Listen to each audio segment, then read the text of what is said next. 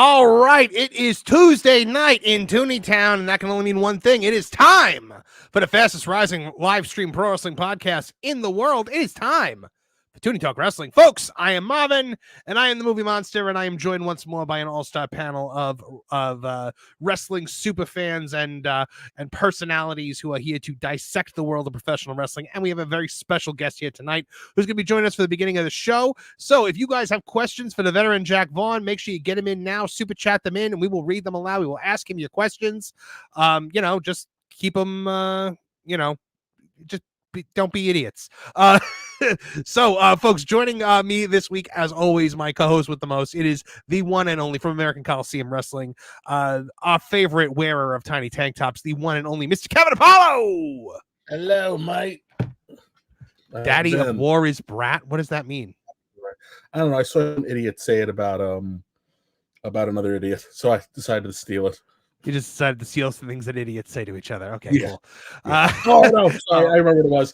It was just really a Thursday thing, but it was a San Diego Comic-Con panel, and they said Michelle Yu was Brat, and then I didn't understand what it meant, and then I saw someone say Kamala Harris is Brat, so I've decided to take it. All right, well, we're not going to. The second any political figure's name gets brought up on this show, I immediately move us along to the next thing. And folks, also joining us this week, our good friend from the world of Maxed Out Media, the wonderful Lost Media YouTube channel that he does with his good son Max. Our friend Dis. Hello, my friend. Hi, it's a Brat Summer. Hashtag Brat Summer. We're all brats here. What? What happened to Thick Boy Summer? It's after last night. Triple H turned it into Fat Boy Summer. He did turn it into Fat Boy Summer last night. So we definitely. Dis, what do you got going on? Anything new coming up this week? Any videos popping out? We just did this SummerSlam one. Max had some fun with that. He wanted to do a longer one, and then after he wanted to edit it and do everything, I'm like, it's all you, bud. And then he realized what it takes to actually edit a long video. Oh, welcome to my world, Max. Next thing I knew, it was uploaded to YouTube and it was done. Not so easy, is it? But he's having fun. He's learning. He's learning, and I know he is. That was the whole point. The fact that he's doing it at his age is remarkable. But folks, we Awful is not joining us today. He's not able to make it. He was in the chat a brief moment ago.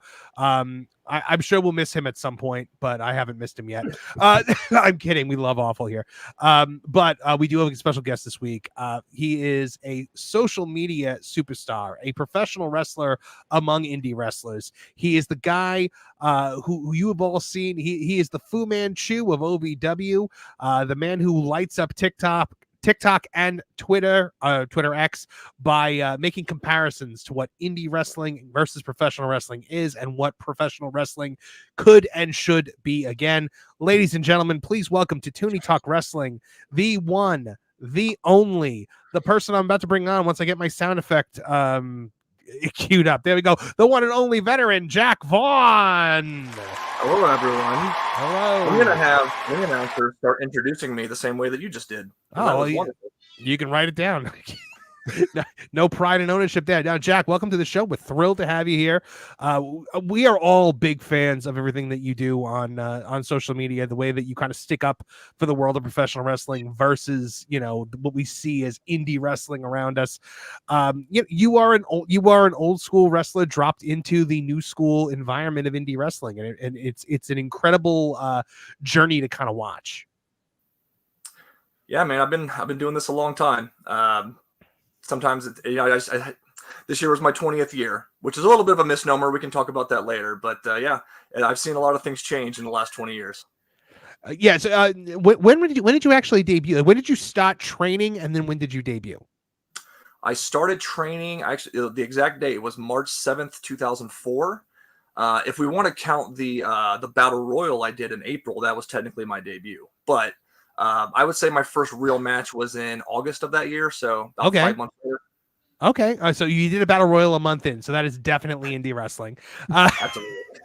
Who trained you? Sorry to jump in there, but Yeah, go ahead, dude. That's fine. Yeah, I started with Shark Boy. Awesome.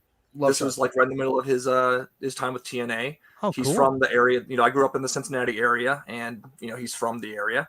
And I just saw an ad in the newspaper back when newspapers were a thing, and for him advertising a school. So I used my student loan money to pay for the class, and then his training. It was more like a camp. It wasn't actually a school, so it was designed to be a 15-week course, and then it was kind of designed to just kind of teach us the fundamentals and the basics, and then from there we could kind of decide where we wanted to go to continue our training. And then I went to there's a company in Cincinnati called the Northern Wrestling Federation that's been around a long time. The head trainer there is Roger Ruffin, who he's trained Abyss, Chris Harris. There's a major one that I'm forgetting. Abyss, Chris Harris, Carl Anderson is the other one. Oh, nice. Yeah, and then I that's where I continued my training. Oh, that is an impressive lineage there. So you debut in August of 2004. Now, how often are you? Do you remember who your first match was, or what your first match was? Was it a multi-man, a battle royal, or? It was the standard indie multi-man. It was a 6-man like scramble, like elimination type thing. It was, let's see if I can remember. It was myself, Tony Bryant, Pompano Joe, Ryan Stone, Dead Sexy Matt Parks, and Dr. Melvin Winkleman. And Pompano Joe and myself are the only ones still doing it. That's really cool that you remember all of that, because so many guys I think would have forgotten it. Kevin Apollo, when did you start training? Did you guys coming around the same time? What year was WrestleMania 20? That was 2004. Yeah, so I debuted the Friday of WrestleMania 20, and then I started training around August. Early in the year in August. The previous year. Okay, cool. So that's like the same month. Also, because if it's during WrestleMania, that's around March, and Jack just said that he started training. Well, Jack started training, and Kevin debuted at that point. So Kevin's got a couple months. Gotcha. So then, how often after you debut are you wrestling? Is it an every weekend booking that you've got? Are you getting your name out there? Like what were you hitting the ground running? Is basically what I was asking. Not the way that I wish I would have. Looking back, the thing with the NWF is that they ran weekly shows. So every Saturday and sometimes Friday and Saturday they had shows. And at that time, I didn't have anyone really telling me how to get my name out there. So I was just doing the NWF shows and not really traveling a whole lot because, I was under the impression that, Abyss came from here. So all I got to do is be good and then eventually someone will notice me. So it doesn't quite work that way. But yeah, that was the thing is I had shows every week. They were kind of just in front of all the same fans every week. Right. So that's kind of cool though in a way, because those fans get to then watch you grow and mature as a wrestler, and I guess see your progress over time as long as they stick around. Did that company have any kind of like local access TV deal or anything? They did, but not in the area that I lived. It was it was in Hamilton, Ohio, and I think a few other places, maybe like Northern Kentucky, but that was about it. Cool. All right. So now you mentioned the fact that 20 years, but maybe there's a gray spot in there. So did you stop for a while?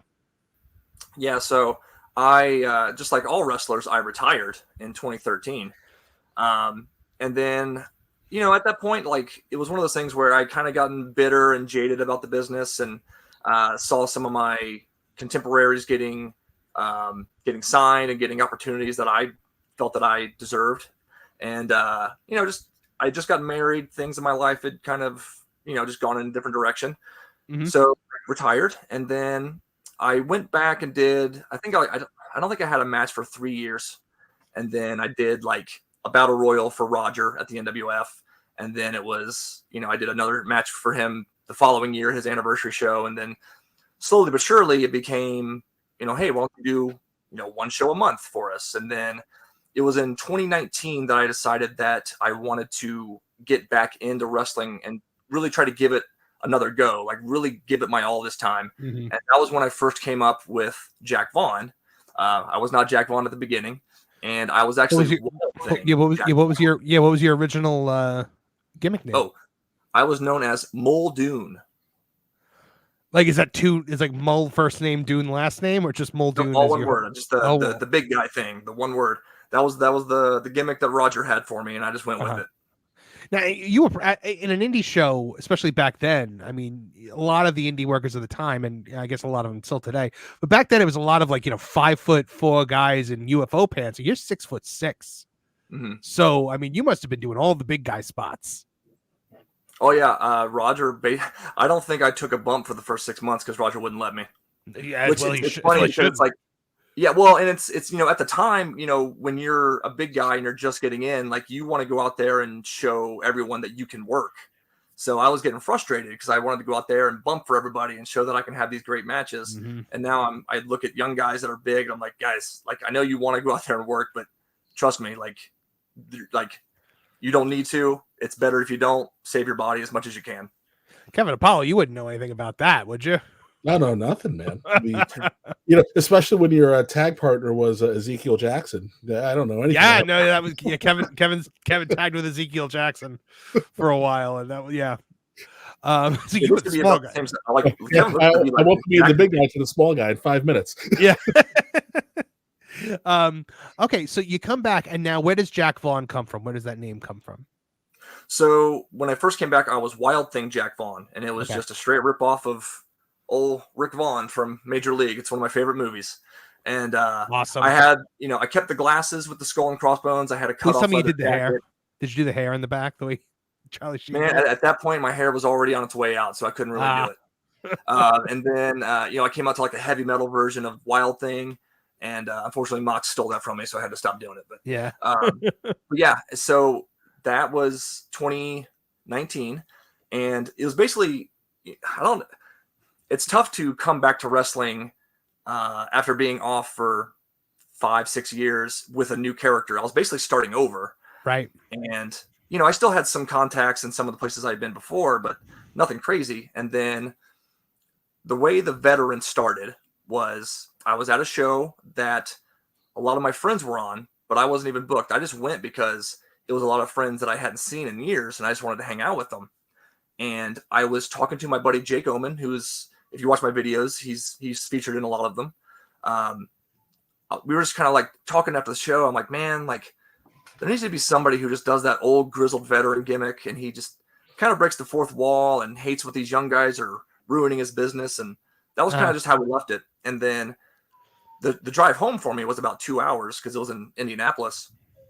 And the entire drive home, I'm just thinking about this character.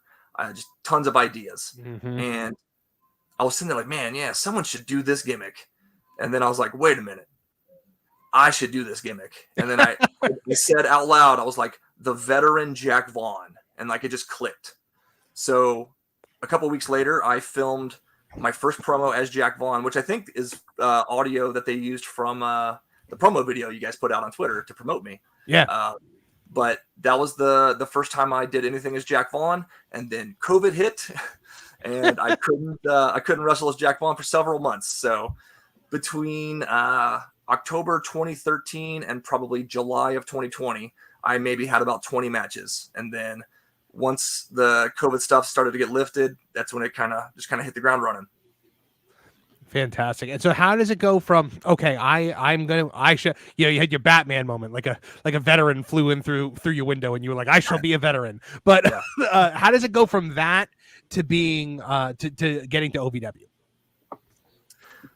Yeah. So really all it was with OVW, I had some friends that had worked there and they just gave me the contact info for one of the agents. So I just kind of sent them a Facebook message with a link to a match and kind of told them a little bit about myself. And then a few weeks later, they had me doing dark matches. That's great. And then, now here you are. And so eventually, as you go through OVW, you got a chance to work with Mick Foley a little bit then, right? Mm-hmm. I did. What was that? Yeah. What was that like? How does Mick come in? What's it like when he comes into the locker room? And what is it like when you meet him now and start developing a rapport? Because he appears in several of your videos. He did. And it's so weird. Like when I think about my life in general, like, holy crap, like Mick Foley, like is in my videos. That's so weird.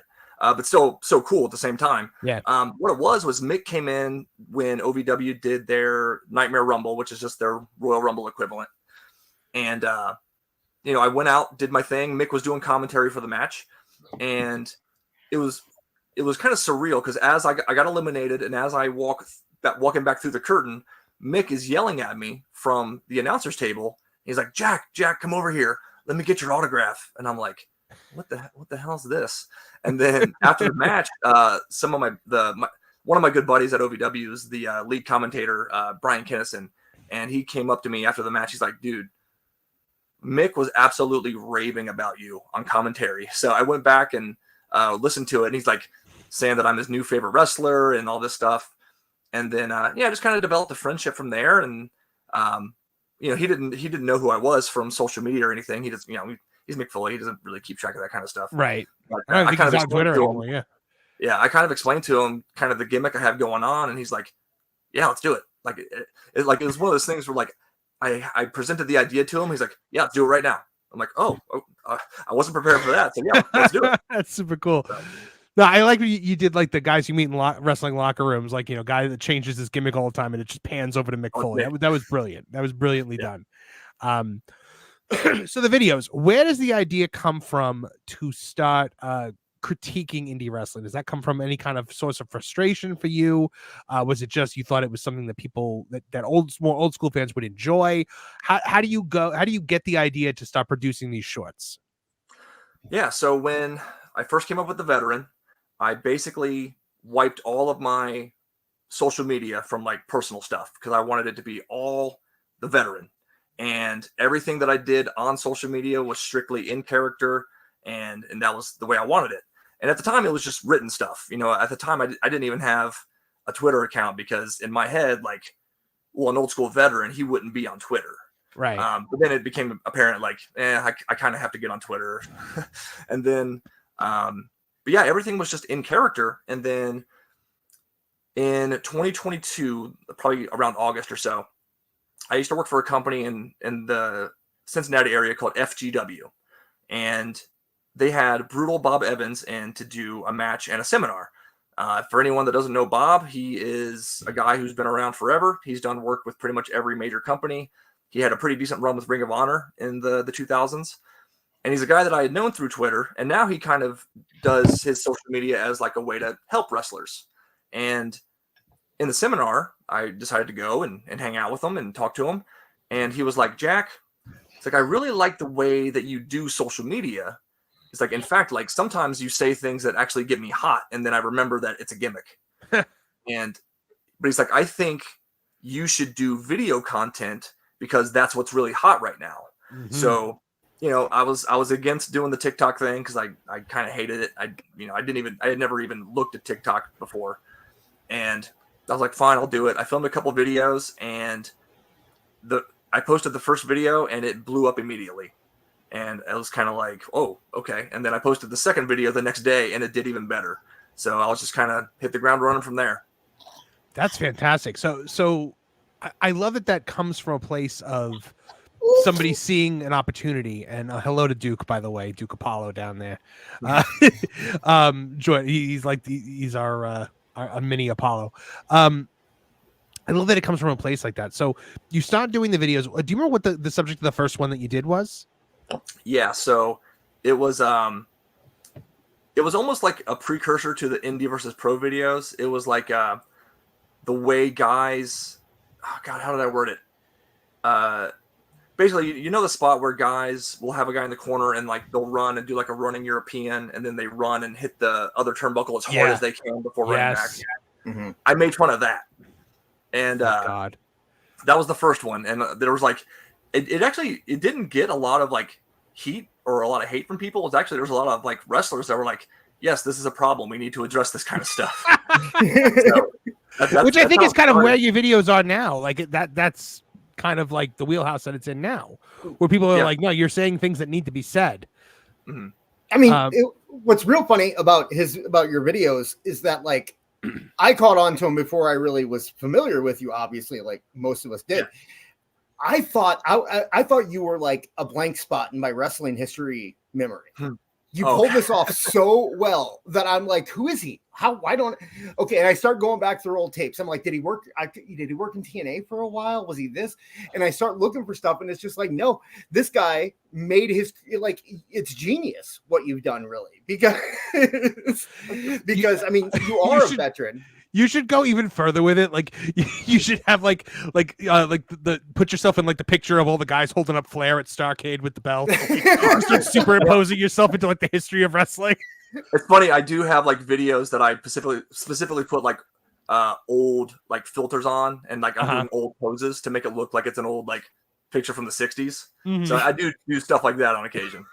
And I think that's why I think I saw one of those. And that's why kind of in my head, I was like, I can't believe that I felt dumb. I didn't want to admit to people that I was like, I'm not really sure who this guy is, you know? And then you just keep putting this stuff out. And eventually I catch on and I realize that it's such good content. And now you're at a place where just a couple years ago, you were making videos with, or just a little while ago, you were making these videos with Mick Foley and kind of getting over from that. And now you're using your videos to put other guys over. Like you got like Ben Bishop is getting a lot of attention from being, I mean, he was getting attention beforehand because he took that ball and ran with it, man. And, but he seems to be kind of coming up. Who was the one, Austin or Aaron Evans? Is that who was in your video that you put out today? Aaron Williams. Aaron Williams, that's right. Aaron Williams. I apologize for that. I apologize. But yeah, it's really neat seeing you taking your, I guess, clout is what they call it online today, and using it to help other guys. And I was just wondering, is there anybody else that you see coming up that you could see, you know, kind of taking a ball like that and running with it? I mean, the thing is, like, there's so many, like, I hate when people like, especially like in my videos, they say stuff like, well, I've never heard of you guys, that sort of thing. Because there's so much, as much as I trash independent wrestling, there's a lot of really solid independent talent in wrestling. And, you know, really it's kind of anybody's deal. Like, you know, you mentioned Ben, you know, Ben's a guy that I saw some of his videos before I met him. And I met him for the first time back in March, and we collabed on a video. And then we actually just did another one here recently.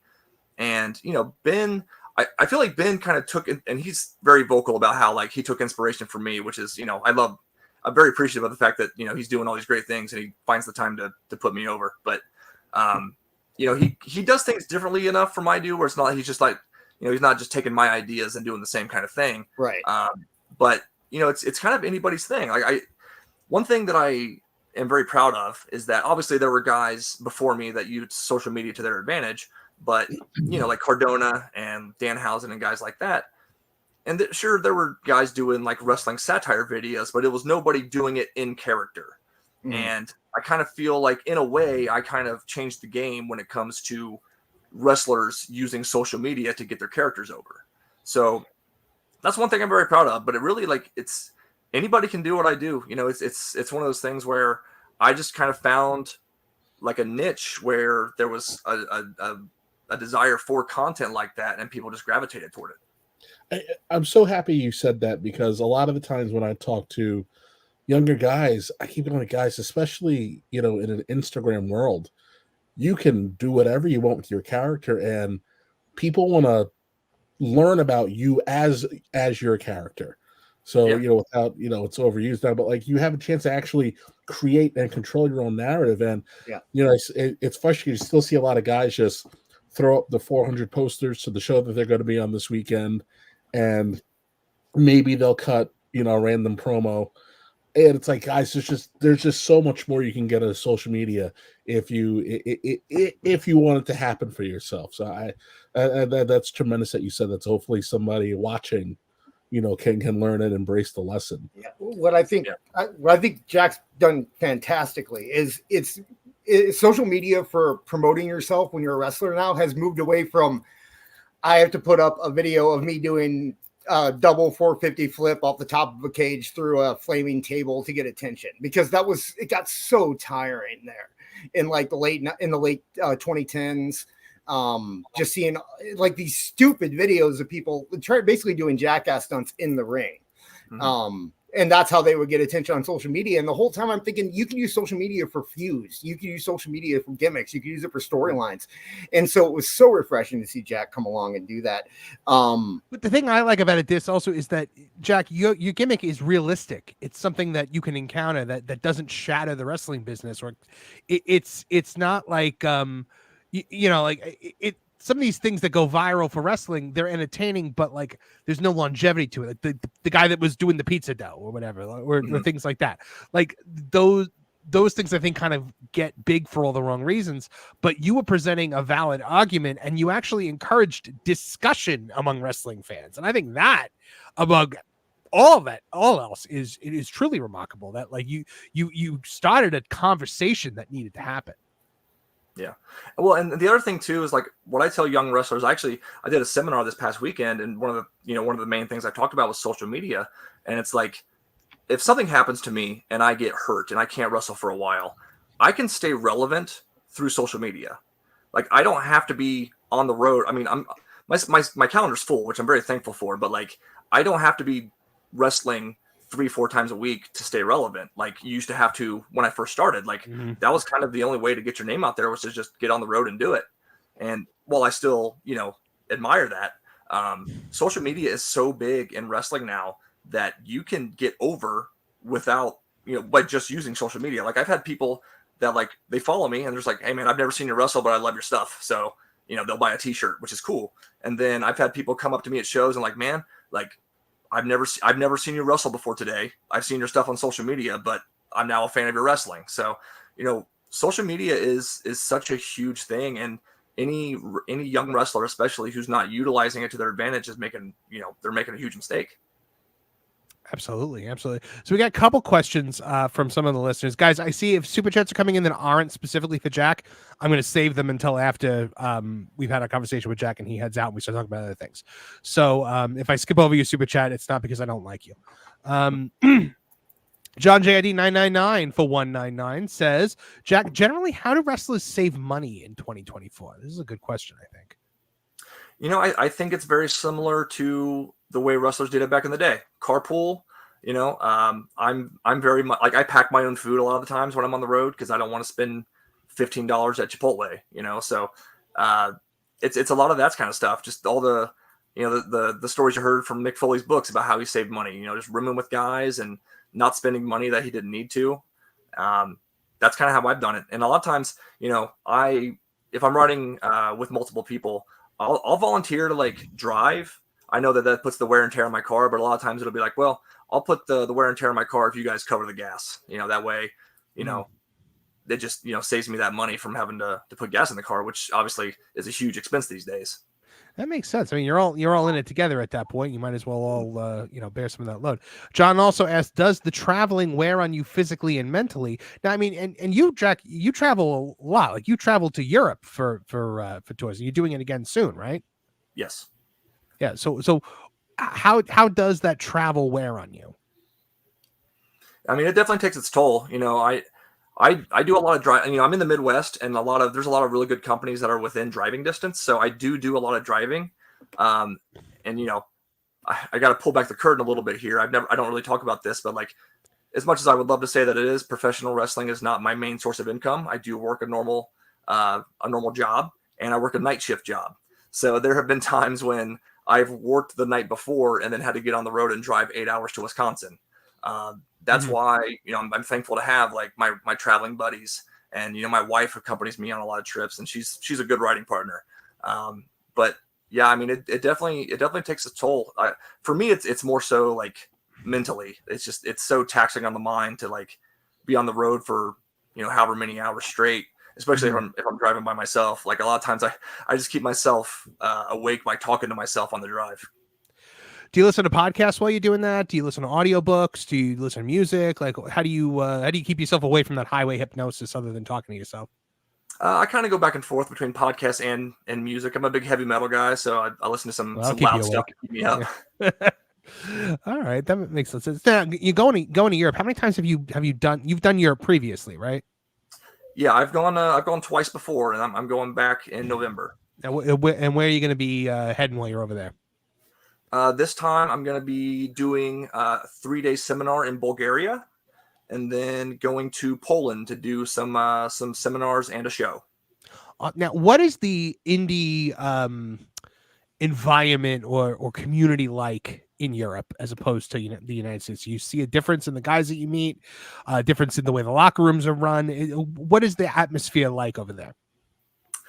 Honestly, like especially when it comes to the fans, like there's so, especially in countries like Bulgaria and Poland, like there's so little wrestling in terms of like the amount of companies out there that their fans are just rabid because they don't get to see live wrestling very often. And last year we went to Romania and the UK, and last year was like the first time when I really started to realize how big the social media stuff had gotten for me, because I may have been at the show in Romania and people were chanting for a thigh slap before the match started, which was one of the coolest things that's ever happened. So, and those fans were great. Like they stayed, there's probably 50 people after the show that wanted like just take pictures with the wrestlers. But in terms of the locker room, it's very similar. Everyone's cool with each other. Everyone kind of gets along. A lot of the guys work on a lot of the same shows, even if they're, countries apart. So in terms of like, the locker room, it's very similar, but while there's still tons of great wrestling fans in the States that come to the indie shows, you definitely, there's not as many companies and as many shows out there. So you're pretty much guaranteed to get a hot crowd every time. That's great. That sounds awesome. Cody Duffy for $4.99. Thank you so much. Asks, JV, thoughts on the current state of OVW overall? Do you think the momentum is still strong from the doc? Also, hashtag Jesse Gotta's best OVW champ ever. I know Cody. He comments on a lot of OVW stuff. Well, while I do love Jesse, I think I have to disagree. If the best champ is not me, then it probably has to be like Nick Dinsmore, right? I mean, he's won the title like 10 times. So I think it probably has to be me. Either me or Nick, I have to say. But the current state of OVW overall, it's funny. I heard a lot of horror stories before I started working with OVW, and I've never experienced any of that stuff. I think the current state of OVW is better than it's been in a very long time. Now, granted, I'm not a scholar when it comes to their history. I know that there's a lot of wrestlers and a lot of fans that seem to dislike OVW. Just go look at my comments and you'll see it. But I think the momentum is still strong. Obviously, when the doc first came out, I mean, we were selling out it was like 12 straight weeks or something like that. Every week it was just packed. That's still not quite the case, but we definitely have seen an increase from before the doc, where we were lucky to get 150 people. The crowd is definitely up from that. So I do think that the momentum's still strong. Unfortunately, they haven't been running shows because there was an issue with the air conditioning, and the last show that we had was it was brutal because of the heat. So luckily they're getting that fixed. So hopefully we'll be back in before the end of the month. But I've been to several indie shows where they've had the big giant high school gym fans out there. Oh, yeah. With flashbacks. Yeah, I was gonna say Kevin Apollo looked like he was walking through rice paddies right there. Well, and man, like I've been in a lot of hot shows, but I mean, I have to say that was the hottest show I've ever been a part of, because like it was a pay-per-view, so it was sold out, or at least close to sold out. So it was like everyone's packed in, the fans aren't doing crap, and then on top of that, I keep my merch table right by the exit because I want to get people as they come in and come out. And dude, people were just soaked and miserable, just drenched in sweat. Which God bless them. I'm thankful that they stayed the whole time. But I think it was the right call to kind of shut things down until we can get that fixed, because it was rough. Yeah. To piggyback on the question, he mentioned the doc. There's been talk of season 2. If they did a season 2, would you want to be involved? Like, would you want to be on air? Because the world needs to see Jack Vaughn. I would absolutely love. I know I've had people they'll be like, oh, dude, I saw you in like the background of the show. And when the show first dropped, there were a lot of people that commented like, I was really hoping that Jack Vaughn would have been a bigger part, or they would ask me like, why weren't you in the documentary more? And the answer is that I started with the company while they were about halfway through filming. So they had already kind of made up like the people that they're going to follow and stuff like that. So that's the main reason I wasn't featured as much, but I'm really hoping for a season 2. if it does happen, I don't, I actually, obviously I would volunteer to be a part of the show, but yeah, I think that'd be huge. I really hope for season 2 of that show, because I loved the fact that they were doing an OVW show like that. Wrestling Soup, our good friend Mish, Anthony Missionary Thomas from Wrestling Soup, says there is a lot of pitfalls around finding success in wrestling. Jack, what pitfalls have you been thankful to avoid while unfortunately seeing others fall into? Yeah, so I would say the 2 big things. One, I've never fallen into bad crowds. I've been straight edge my entire life, so like I never got into like drugs or alcohol or anything like that. And the other thing is like I've gotten, and it's the first half of my career before I retired, it was a little bit rougher, where you're kind of struggling to get by. You're trying to find jobs that fit in with your wrestling schedule. I'm very thankful that now I have a job that is a lot more lenient with that sort of thing. So, I hate when I see like people that I know that are struggling with money and stuff like that, and they're, selling their gear, or selling other things that just to try to kind of make ends meet. So, I'm thankful and I'm lucky that I've been able to kind of get myself out of that hole. So, those are the big things that I'm very thankful to not have to deal with. That's great. That's good. All right. So I wanted to take a look at some of your more recent videos, and then maybe some of the ones that we saw, a while back, and just kind of like talk about where the inspiration from them came from, when it was like the film, if you had any good stories about that. So Sure. Let me take a quick, and if you have any more questions, please super chat them along and we will pop them on before Jack leaves. Let's see here. I'm going over here. The first one here is just like a meme that you shared that I just think is hysterical. Indie wrestlers on Twitter immediately following their matches, because good Lord. Well, we all know it's true. If you spend any time in wrestling, or if you follow wrestlers on Twitter, they do that. Yeah, of course. I love this one when you have a match with an old territory worker. Hold on, let me. When you have a match with an old territory guy. Hey man, looking forward to Can you guys hear this tonight? Do you have anything in mind that you want to do? Yeah, kid, I was thinking we'll fucking lock up. I'll fucking take your fucking head, fucking shoot me off. I'll give you a big fucking shoulder tackle, fucking cross me over, give me a fucking leapfrog, then give me a fucking arm drag, then give me another fucking arm drag. When I sell up, give me a big fucking drop kick. I'll sell it. Oh man, give me a big Kevin Apollo, right? Like, is that true, or is that true? It sounded like everything except for the Nikolai voice. Yeah, Kev worked with Nikolai a lot. So Jack, was there anyone specifically that you were kind of modeling that one after, or it's just kind of the way all the old territory guys talk? Just a lot of the guys that I was on shows with when I first started. And then, there's, I do every now and then I'll do like an expo show, and there'll be some like, legend wrestlers there, and it's like they do not mince words. No, and they say a lot of the same words over and over and over again. But my favorite part about that video is that there was a lot of people that were like, yeah, that actually sounds like a really good spot. Sounds like a good way to start a match. Well, the only thing that was unrealistic to me was that you're talking to an old territory guy who's calling that many things. Yeah, right. I would assume it. Territory guys wouldn't even call matches. I'm like, yeah, guys, I know it's a joke. Like, no, but I mean, like the fact that they're even doing that many things. It'd be like, all right, kid, I'm gonna come out, then I'm gonna sing the honky tonk song for 3 minutes. Dude, listening to honky call matches was incredible. My favorite. He's my favorite. I love him so much. All right. So, this might be my favorite one you've ever done. No, that one's very popular. The types of wrestlers at ring teardown time.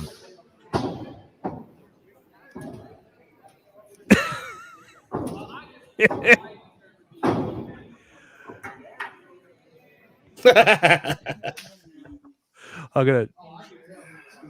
Someone want to tear down that ring. Let's get that ring down. I love that. All right, guys. Hey, I need these the foreman. I need these ropes down and on the truck. Come on. You don't got all night. And when we're done with the ropes, I need boards. We're going to do one board at a time. 2 people per board. And then we're doing poles. But I'll meet you by the trailer because there's a very precise way we got to do it. I know every ring's pretty much exactly the same, and you've all been doing this for years. But it's very important that we do it a certain way.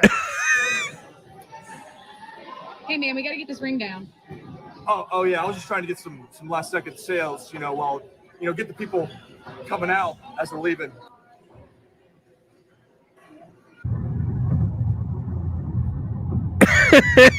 I got double shot, brother. Yeah. All right, that one. I said that to a buddy of mine earlier who runs shows, and he was like, "I have literally every one of those guys on my roster." Oh, on every show. Yeah. Oh my goodness. Now, I think in OVW, is it like do the boys still like set up the ring, or do they have like a specific ring crew that does it?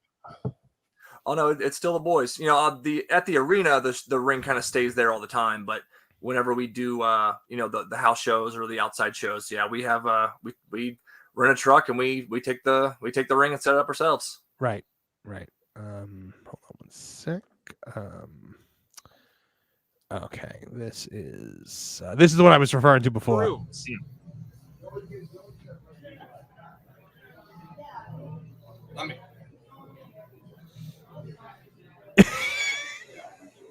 Yeah. That's great. Wrestling live. So is that the one that you pitched to him that he was like, "Yeah, let's do it right now"? Yes. Yeah. All he had to do was stand there. So Yeah. I basically told him like, just go out and do your Mick Foley thumbs up. That's all you need to do. See, now I love when you do the ones on the indie scramble matches because these are my favorite. The indie wrestling scramble match checklist part 1. Yeah, pretty much. Now, these all guys that you work with, or yeah. So this specifically is a bunch of guys I know from NWF. They're newer guys, but they've also done some work with OVW as well. The guy obviously waiting for his spot. That's my pet peeve. Oh wait, no, I take it back. This is my pet peeve. Okay. How are the kids? Not yet. Oh, get closer. Get closer. Oh, here we go. Oh, yeah. Oh no. So, did the guys in the video like do they like are they in on like the planning of it, or are you writing it and being like, this is what we're doing? I write down every idea I have, and then when I have videos like this, I usually have like a checklist of like 10 or more different things. You can only get so many in a 90-second video, which unfortunately is like the longest you can kind of make stuff to make it work on reels. Which is good, but it's also good because that means I have stuff left over for the next one. But yeah, they a lot of times they even pitch ideas to me while we're there. So. Oh God, this spot.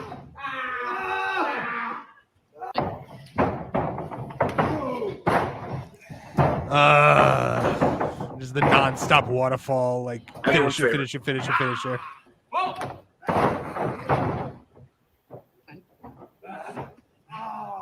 Oh, the chops are. This is like every pet peeve that I have in life.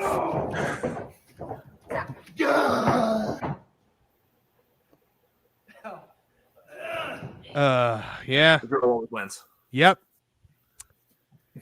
Yeah. Oh, this was the first one I ever saw, and this is probably this one I think was this is the one that kind of got a lot of reaction. Professional right? wrestling.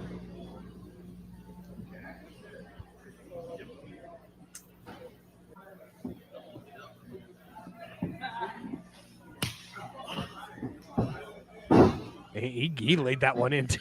Yeah, Cashflow is known for his chops. Yeah. Oh, I hate this so much. Oh, no. Please stop, mister. This hurts so much. Well, they're slapping their own chest harder than they're slapping your chest. I remember.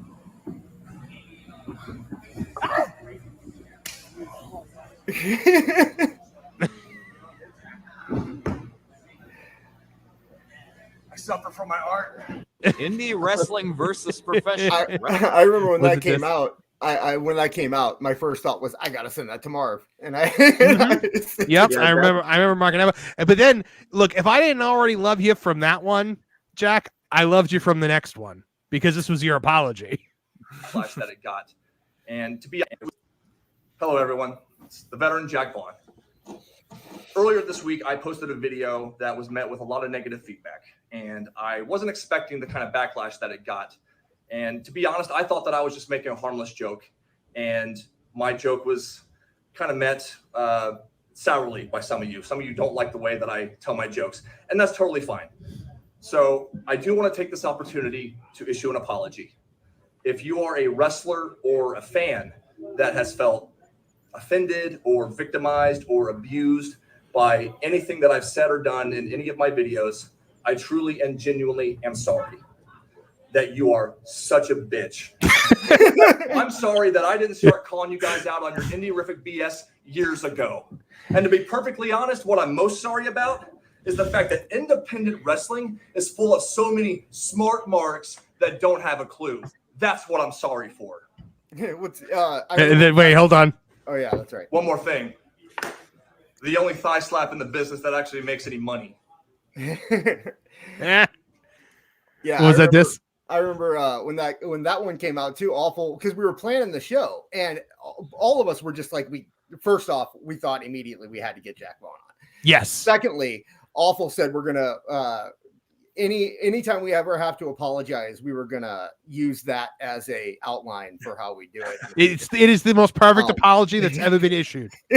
So I have a question for Jack though. So these things, everyone sees these, and I'm sure there are people in the chat who haven't seen any matches. If you had to just recommend a couple matches for people to watch and just understand Jack Vaughn, what would you say they are? So I don't promote it a lot, but I do have a YouTube channel. You can just find Veteran Jack Vaughn. I don't post a ton of matches, but I post the ones that I particularly am very proud of. The ones that I really like that I just put up a little bit ago. It was a title match, an OVW title match that I had with Tony Gunn back in, I believe, January. And then I also have a ladder match that Tony and I had at the previous month that I was very happy with. And then I also had an NWA title match versus EC3 a few months ago that I posted recently. So those would be the ones that I feel are like the best indicator of what exactly the veteran is and what I'm capable of. That's great. Let's see which other ones. I just want to say real quick. So on those two videos, obviously the chop video, that's probably the most hate I've ever gotten for one video. Yeah, what was that like? So what is it like at that point when they're when they're coming at you that hard? So I'm sure everyone here already knows that Twitter is a cesspool. Mm-hmm. And I've heard Twitter is where I know, like, if I post something that's even remotely controversial, that's where I'm going to get the most hate. So that video did a little over 1 million views on Twitter. And it got to the point to where, like, I would open Twitter like every 15 minutes, see that I had like 30 notifications, just clear them and then close it, because I knew every comment was just them saying, trashing me, talking about this guy's, he just works at OVW. He's not on TV, making fun of TV guys. And it does kind of amaze me, like, how people kind of just miss the joke in what I'm doing. And, or it just even miss, like, a lot of my videos are very self-deprecating. So they, people don't realize that I'm actually kind of poking fun at myself. But yeah, that was crazy. And then I figured, you know what? I like to be antagonistic. I mean, that's the whole point of the gimmick, really. So I'll do a fake apology and piss them off even more. Mm-hmm.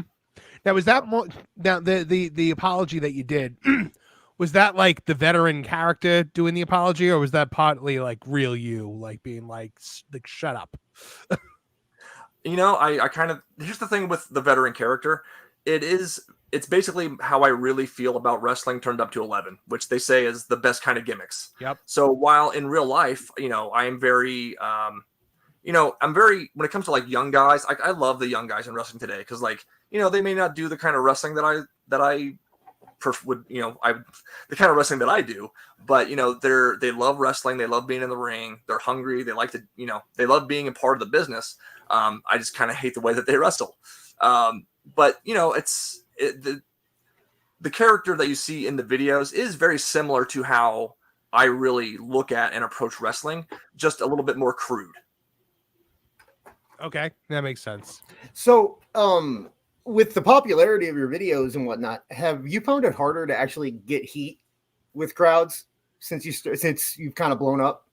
It's crazy because when I first came up with the character, my entire mentality was I want to be like the new JBL. Like I don't want anyone to like me at all. I don't want fans. I don't want kids to approach me. Like I want to have like real heat like guys used to.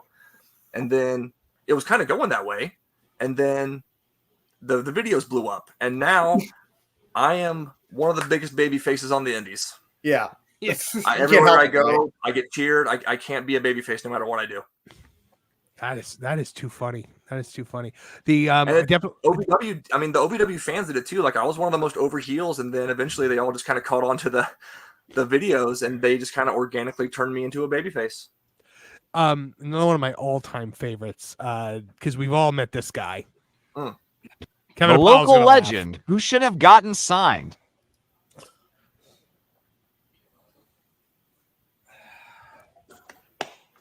You know, if the WWE would have signed me back in '96, I would have been bigger than Austin. Jack off.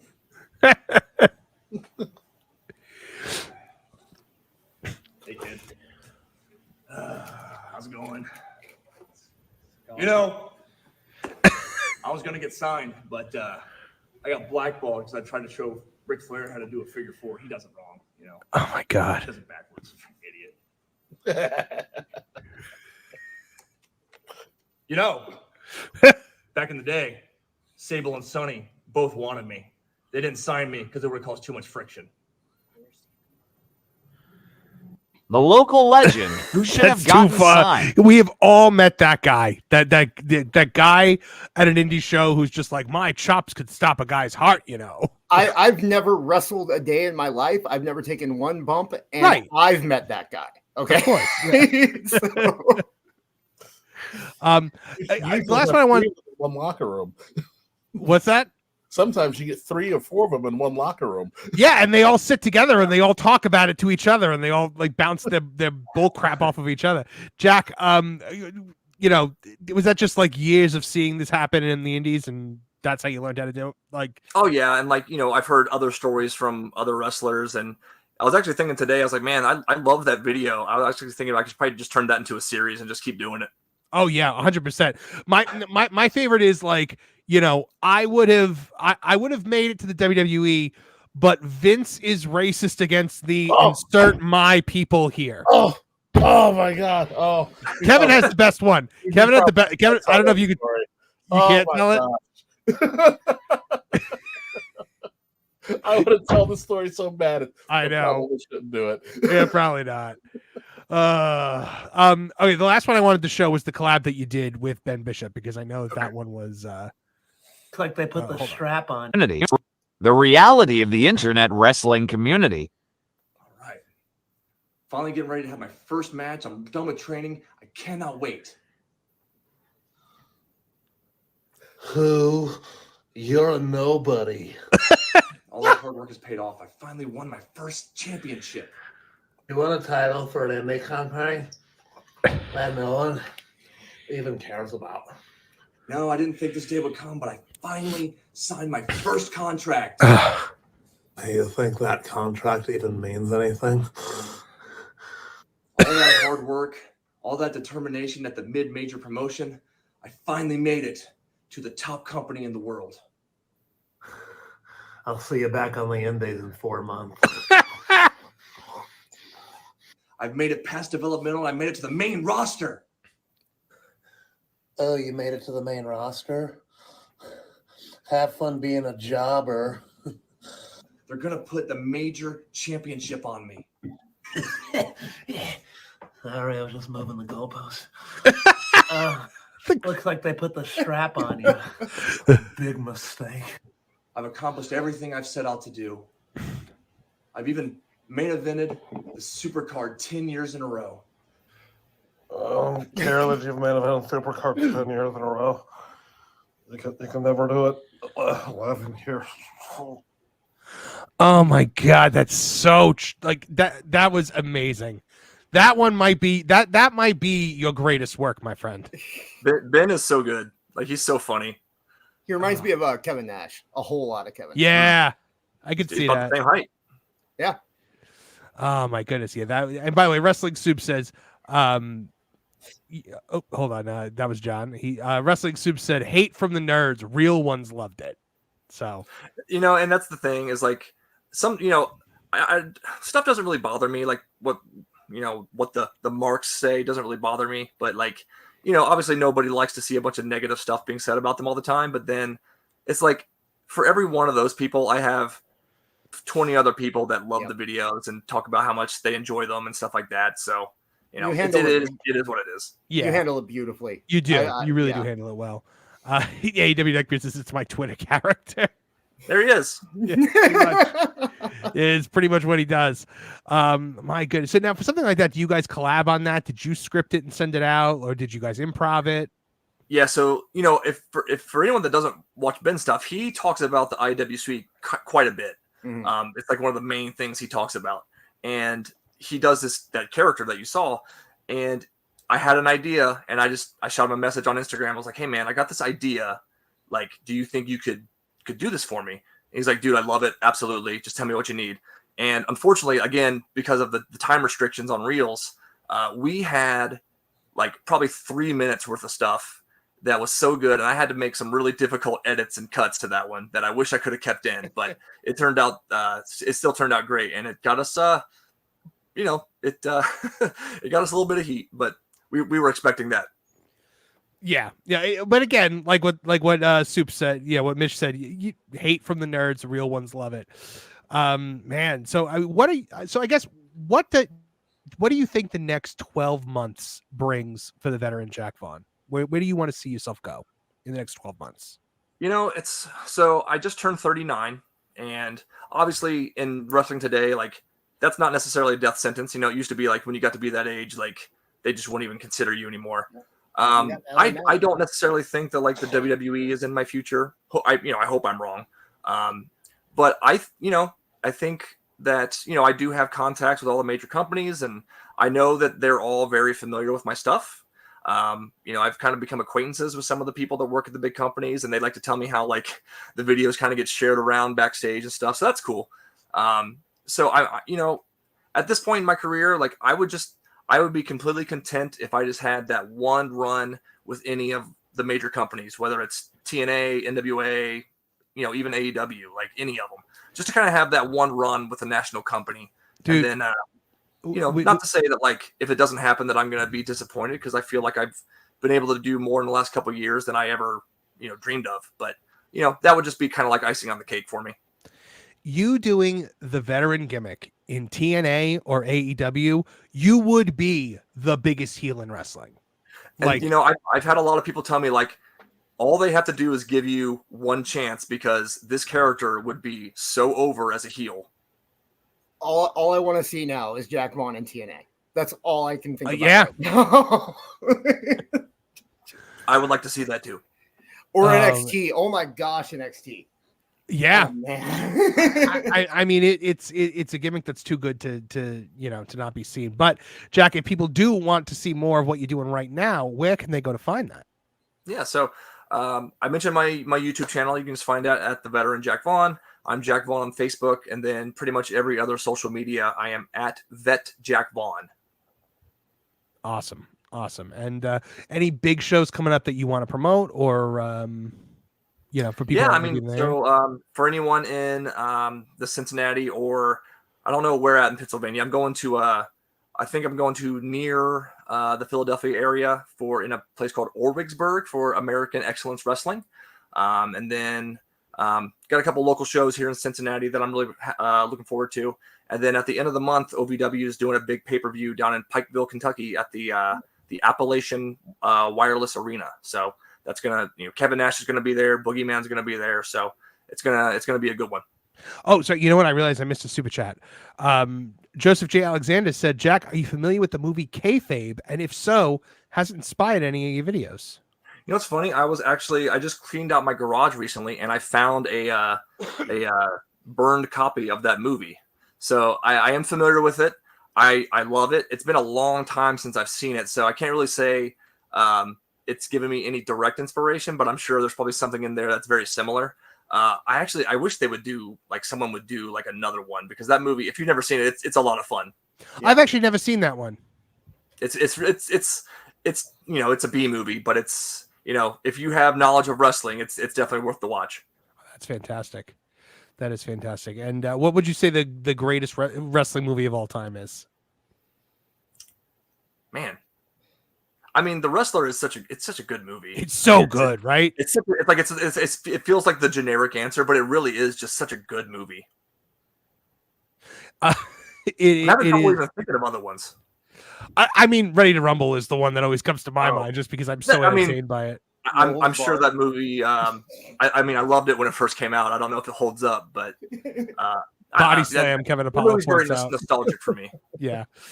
All right, Jack. Man, thank you so much for being here. Is there anything else you wanted to talk about, or before we ended here today? If there's any marks listening, I just want you to know, wrestling is not art.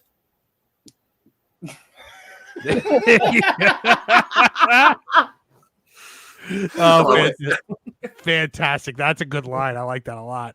All right, my friend. We really appreciate you stopping in. You're welcome back anytime you want to talk wrestling, you want to talk about anything you got going on. So just hit us up on Twitter, hit up Neckbeard, hit up me, and we'll have you back anytime. Oh, perfect. Thank you guys so much. It was fun. Let me know when you're going to be in New York. Let's see if we can figure something out. Oh, absolutely. We'll do. Thank you. Awesome. Thanks, man. What an awesome guy. That was a lot of fun. So good. Oh my! That was a lot of fun. You had to, when you put the thing in the chat where you're like, you can ask questions. I was just listening. I couldn't stop. I just listened to him talk. I told you guys that you guys are allowed to ask questions too. You don't have to stop just because I'm hosting the show. He was so good. Like Jackie Boy, the real learning tree. Oh yeah, for sure, for sure. Yeah. Jackie Boy had said, I'd avoid AEW Mercedes Moné. We'll see that you have to be more over than her. And she'll complain to Tony Khan and threaten him with the crystals. I waited until he was off for that because we want the guy to get signed. I don't want him to be associated with things like that. But that was a good joke, Jackie Boy. Oh, man. But yeah, so guys, are you ready to talk about some wrestling this week? Are you guys ready to talk about everything going on in the wrestling world? By the way, sorry. Because I know we're going to get there, but I find it really convenient that Awful is not here when we have the Wyatt Six having one of the greatest segments in Raw history. Oh wait, you liked it? I loved it. I hated it, dude. I would say you have to look at it from there's two things you got to look at. I guess we're going to do this now. I guess. There's two things you got to look at when you watch a segment like that. One, the we make movies mentality. And when you are in the live crowd, and that Baltimore crowd was fantastic for them, that crowd gets to be a part of that movie. You can't ever take that away from someone when they go, I was there when they debuted.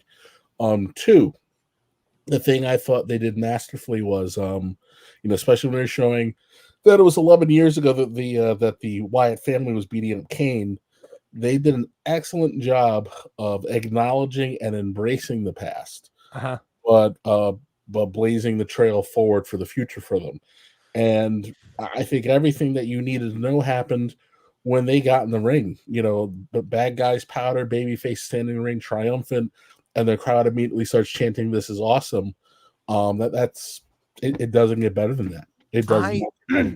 Here's my thing. I think that the over-reliance on the Bray Wyatt character, and comparing constantly to him, you're just constantly showing that he's less. That this is less than. I think because eventually I feel like this. You know what? Hold on. I'm going to bring somebody in who can weigh in on this. Good friend from Wrestling Soup, Anthony Missionary Thomas. Wow. What devilry have you done? Hey, how's it going, guys? What have you done to yourself? Man. Yeah, no, I'm just messing with the Pixar filters. The YouTube Pixar filters. What is? I don't. Oh my gosh! I don't this is what happens when a guy who's not fat gets liposuction. Is what we're looking at right now. Don't get me wrong. I'm a thick boy. Come on now. Well, it is thick boy summer apparently. Thick boy summer. Man, I thought you were bringing an awful. I was gonna have to go to the bathroom for a minute. No. No, so I think that the over reliance on talking about Bray and just making everything about Bray, it's just a reminder that we don't have Bray and Bo is not Bray, and it's not getting the opportunity to stand on its own. I don't think. I thought that I didn't think Gacy looked good. I've never cared about Dexter Lumis. I thought that Rowan looked great. I enjoyed him. Fantastic. You got to remember too that night was also more about Rowan than everybody else. Yeah, that was about making it Rowan's night, which is why it was so important to talk about Brody and talk about Bray. Mm-hmm. Again, you can't move the story forward without working everybody else through the past. Right. And if all of a sudden we cut off and hey, it's Howdy's here, and we never mention Bray again. You do everybody a serious misjustice or injustice. Everybody a serious injustice, and you're gonna have a lot of fans who are gonna be pissed off because they're gonna say, "Well, how come you didn't give them their due?" At this point, you had to get them in the ring first. You had to get them into the ring first. You had to establish them. If we are still, going on and on about Bray, 2 weeks from now, then I go, yeah, fine, you got me. But look, they do the rocking chair with the lantern for the entrance. They come out to his theme music. That was the thing that I couldn't stand. Howdy's not Uncle Howdy's theme music. Uncle Howdy. It was Uncle Howdy's theme. No, it wasn't. Uncle Howdy had his own theme music, and it was really cool. That is Bray's theme music that he comes out to. I will send you the video because it's on the playlist. I listen to it all the time. Uncle Howdy had like a really cool like circusy kind of theme music, and it was great, and it would fit perfectly. They don't play it, and that Bray Wyatt theme is not the Bray Wyatt theme that you want to like. I know it was his last theme, but like that's the theme during the stuff that he did that nobody really liked. I know we're not supposed to say that anymore, but that was the time period where people did not like what he was doing. And right, but do you know what that song? Have you listened to the words of that song? Do you know? No, because I can't understand them. Okay, the words of that song are "Die for me, brother, love one another." It's about the relationship between Bray and Howdy. That was the whole point of the song. You know what? But I don't hear that. You know what I hear when I hear that? I hear the last year of Bray Wyatt's career, which wasn't much. And I hear Bray Wyatt's theme song. I don't hear Uncle Howdy. Yeah, I'll say this is the most important thing. Stop being jaded wrestling fan who knows a lot about the business and just be a fan. It was cool. When you sit there and you're just a fan, and remember that you're a fan, it is a special moment. We can, because we have the information we have, can pick the most perfect moment apart and rip it to shreds. That's why we're here. We're here to chew down on the minutia. But every once in a blue moon, you just got to let something be cool for the sake of the fact that it was cool. Honestly, it flipped me. The biggest thing was, even Joey did a little documentary that I helped make about the disastrous debut of the Wyatts 6. And I agreed with Joey wholeheartedly when it came to the supernatural stuff. Yeah. I'm really sick of the supernatural stuff. I want it to go away. And they've kind of been teasing it off here and there. But I was so happy when they made their debut. There was no Joe Gacy floating above the ring. There was no Bo Rotundo raising his hand and making zombies appear. Like, I was so happy that match went so straight. Rowan looked fantastic. I know he was the big question mark. And obviously after his story or his promo where he talked about losing both of them, Luke and Bray, and then losing his job, and he looked ragged as shit in that promo, which added to the character. He just looked like an old man who got the hell beat out of him and life just took him down. And to see him out there and to see all of them working together, look, we haven't seen Dexter Lumis in a long time. That was the hardest thing for me, is to get used to Dexter Lumis having dreads. I was like, oh, it was him. What is this? I thought they replaced him. When he took off that mask last week, I was like, why did they replace Dexter? But I liked it. I was genuinely really happy with the idea that they didn't use the supernatural stuff. Yeah. They played it straight. There was no gimmickies, involved. I don't know, man. It was good. It was the best case scenario. It could have went really, really bad. It could have. I'm going to be optimistic because I think they'll probably do it for everything, but I think that them walking past the chair and picking up the lantern is basically Bo saying, I got it from here. Like the Bray part of this is done. Well, you gotta remember the lantern is important because the lantern is what led them down the path. Right. So I think. Listen, again, that was a big anniversary night for the Wyatts in general in that building. So they had to do what they had to do. It'd be like going to it'd be like going to Atlanta, on the anniversary of Flair Steamboat and not acknowledging it. Yeah. It's you have to give them their druthers. But again, it was just I say anybody who's chewing on this too much. Speaking of people that are chewing on this too much, Awful Wrestling checking in to say a group built upon an old mid group. I said that from day one, and then he said Reverend Kev with his sermon on the mid. Yes, they're mid carders. That's what's the problem with being mid carders? What's the big I don't understand why that's a bad thing. And I see everyone saying, not everyone, but I've seen anybody who's down on it ends up saying that they're just mid carders, and it's like, yeah, so well, yeah, it's a mid card gimmick. But guess what? At one point in time, the Flock was a bunch of mid carders, and the Flock was one of the most interesting things to watch on Nitro. Yeah, but the Flock always were mid carders, though. Absolutely. Say. John JD999 for 199 says Dexter Loomis ex Kevin Sullivan inspiration. Love it. I do love that. So there you go. We have sorry. Mitch is trying to get us demonetized. Sorry about that. Hey, there's a little Gigi Dolan for everybody. Oh, Al, are we talking about Dominic next with the Al Bundy? You guys talk amongst yourselves for a minute. I got to go grab a drink real fast, so I'll be right back. All right, can we get into Fat Boy Summer? Can we get into Thick Boy Summer? Man, Thick Boy Summer. Man, I am so fucking happy for that, dude. I first got to start off, and I know everybody wants to talk about this too.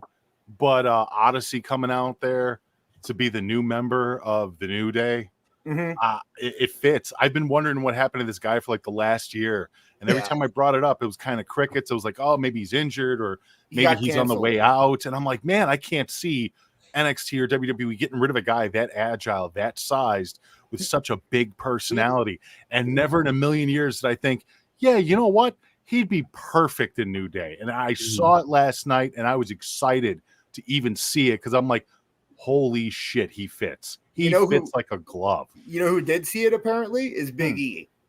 I've heard a lot of things that are saying Big E's the one who's been pushing for him to. I believe it. And they were reluctant because they were hoping Big E was going to come back. So this might actually be a sign that Big E is not coming back. Yeah. But, he looked fantastic last night. He was an offensive tackle in Syracuse, right? Again, he just tons of charisma, tons of energy. It was, I thought his NXT run was a little weird because we brought him out, all the pomp and circumstance, and he was kind of gone. Then he was back, then he was gone. And then Internet Weebs got upset, and then he was gone again. But this is a good fit. One of the biggest things I've been screaming for the last year is that the New Day has been directionless, especially since Big E got hurt. It's been about 2 years. Oh, we talking about Bigger E? Yeah. Or I guess biggest E at this point. Yeah. They've been directionless and they've been stale. And I love Woods, but Woods needs a little something. I wouldn't be shocked if this is a if this is a red herring, of the New Day, and we use this as an this is the story is Kofi and Big E brought him in without consulting Woods, and Woods isn't cool with it, but he's gonna play it off like he's okay, and then one day the resentment kicks and he heel turns. I just pray to God it's not to go with the Final Testament, because as much as I love Karrion Kross, But you love Karrion Kross? He's the one where I'm like, why do we keep putting him on TV? Because Kevin Kross, when he was in TNA, yes, he and even in NXT, he has and Ring of Honor, he is a phenomenal promo. When you let him speak his own words, he was a phenomenal content maker. He's a very smart guy. He's a very smart guy. He thinks about things just a little differently. And for whatever reason, he still has not recovered from the stupid gladiator helmet. And I think I don't know why he's growing his hair out. I wish he would just go back, shave the freaking head, go back to being the Cross that was on NXT and kind of figure everything else out. I think it's like, I think they tried to pack in too much, and it's like, but like you still don't really know why AOP is there. It's awesome that we see Paul Ellering. The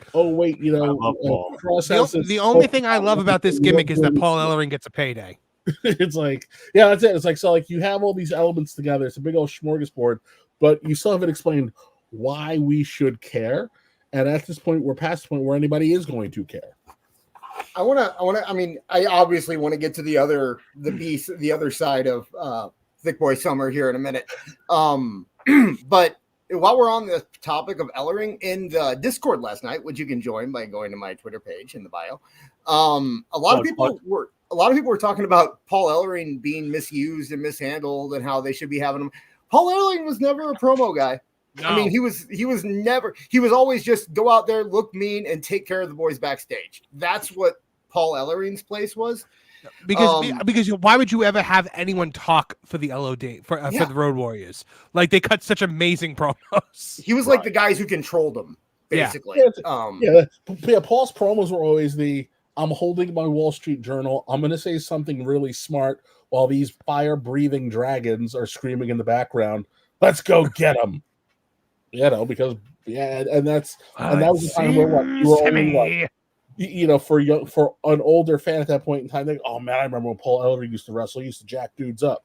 So it's like, you have three animals, two animals and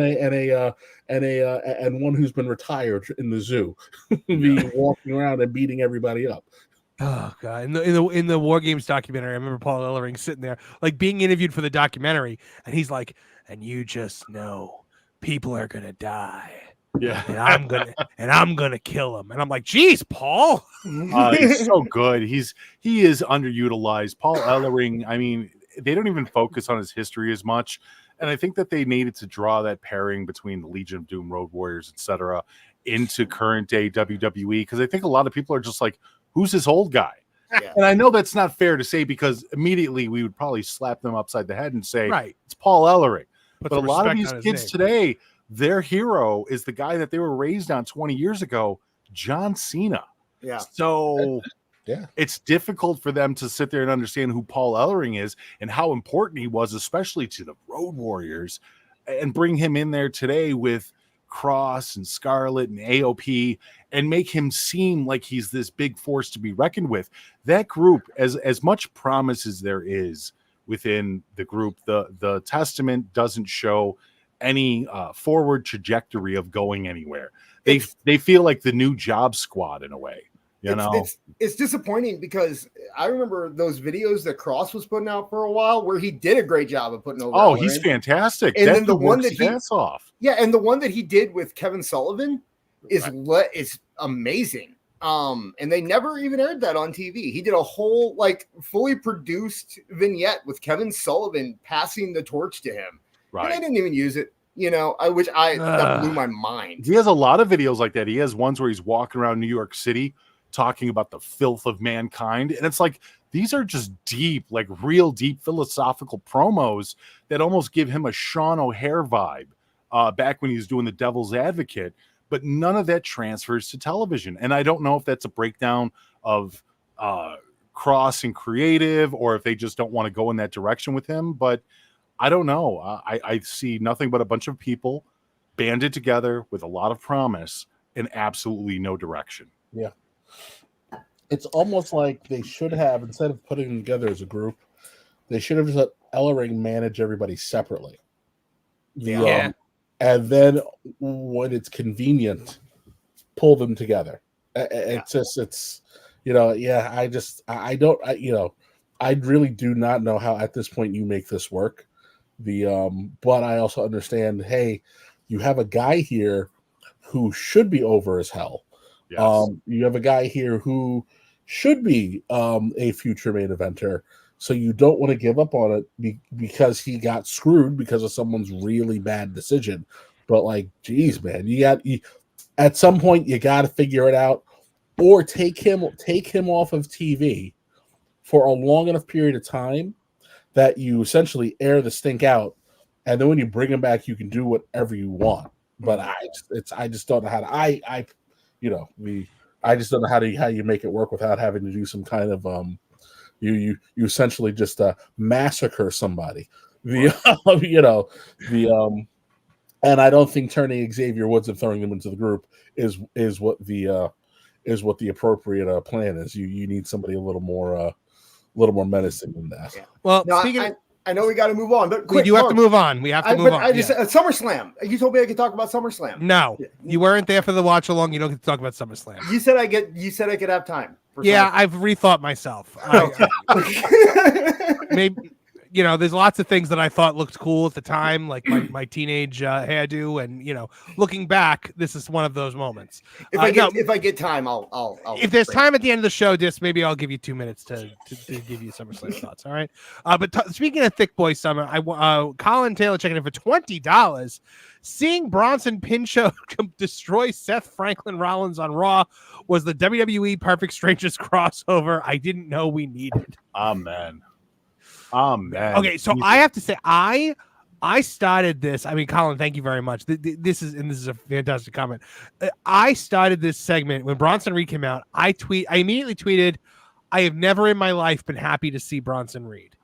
And then 3 minutes later, I had to go in, and thankfully, I've got the blue check mark, and I can edit tweets. And I just had to put edit. Okay, I was wrong. This is awesome because. I mean, I forget who said it. I think it was Neckbeard said it. They gave him a Vader push. Yeah, I saw it as Earthquake and Hogan. Yeah, that was my first thought. I said it to Mish earlier. I love that comment. That was a perfect comment too. Yeah. I was never when he was tearing it up at NXT. I was like, I don't get the point of this. And then he made it to Raw, and I'm like, oh my God, Bronson Reed's coming out again. I was totally in a different corner, Apollo. I loved Bronson Reed down in NXT. I loved him when he was Jonah and TNA. Like, he's always been that guy. I looked at him, and when you say Vader push, I've always seen this guy as being that next bullet-sized man that's going to go out there and just murderate everybody. Yeah. I love the fact that Bronson finally opened up, and it was Seth Rollins to do it on. Oh, therapeutic moment. So interesting to me also because it seemed like they were going to insert Rollins into the CM Punk Drew McIntyre situation, and I'm telling you, it ain't happening now because now he took 6 splashes. Yeah. Made him cough up blood. I mean, we want old school punishment on that. The storytelling was brilliant too, because you have Drew chasing Punk, so that Pierce and all those guys are trying to get a hang of that, and while they are, Bronson sees his time to strike. Did you guys catch what? I'm sorry.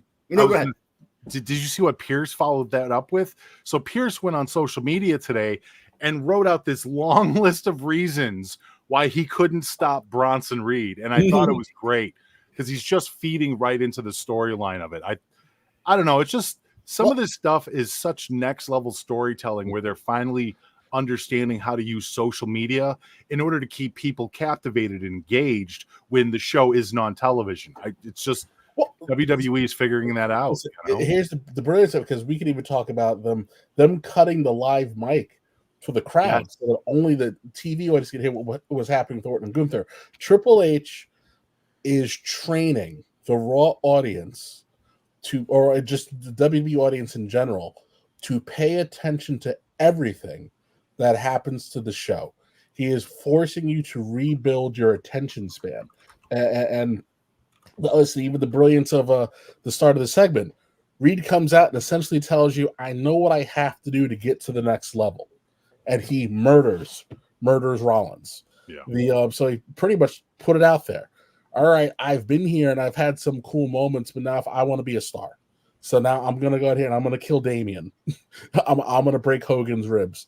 And again, it's another one of those, when you sit down and watch it, just as a fan, this was a super cool moment. Super cool moment. The I just really when I watched this Raw, I was like, if the episode before a pay-per-view is the go home episode, this was the come home episode of Raw. Yes. This was the, hey, we're doing something, you need to be here to watch it. It was everything that the post WrestleMania Monday Night Raw was not. Right. It was just exciting and engaging and just delightful from beginning to end. I have not had that much fun watching Monday Night Raw in a long time. Well, here's the kicker too. It wasn't just Raw that was fixed. They fixed the SmackDown before SummerSlam. Look, for the most part, whenever it's the SmackDown before any event, it's the commercial event.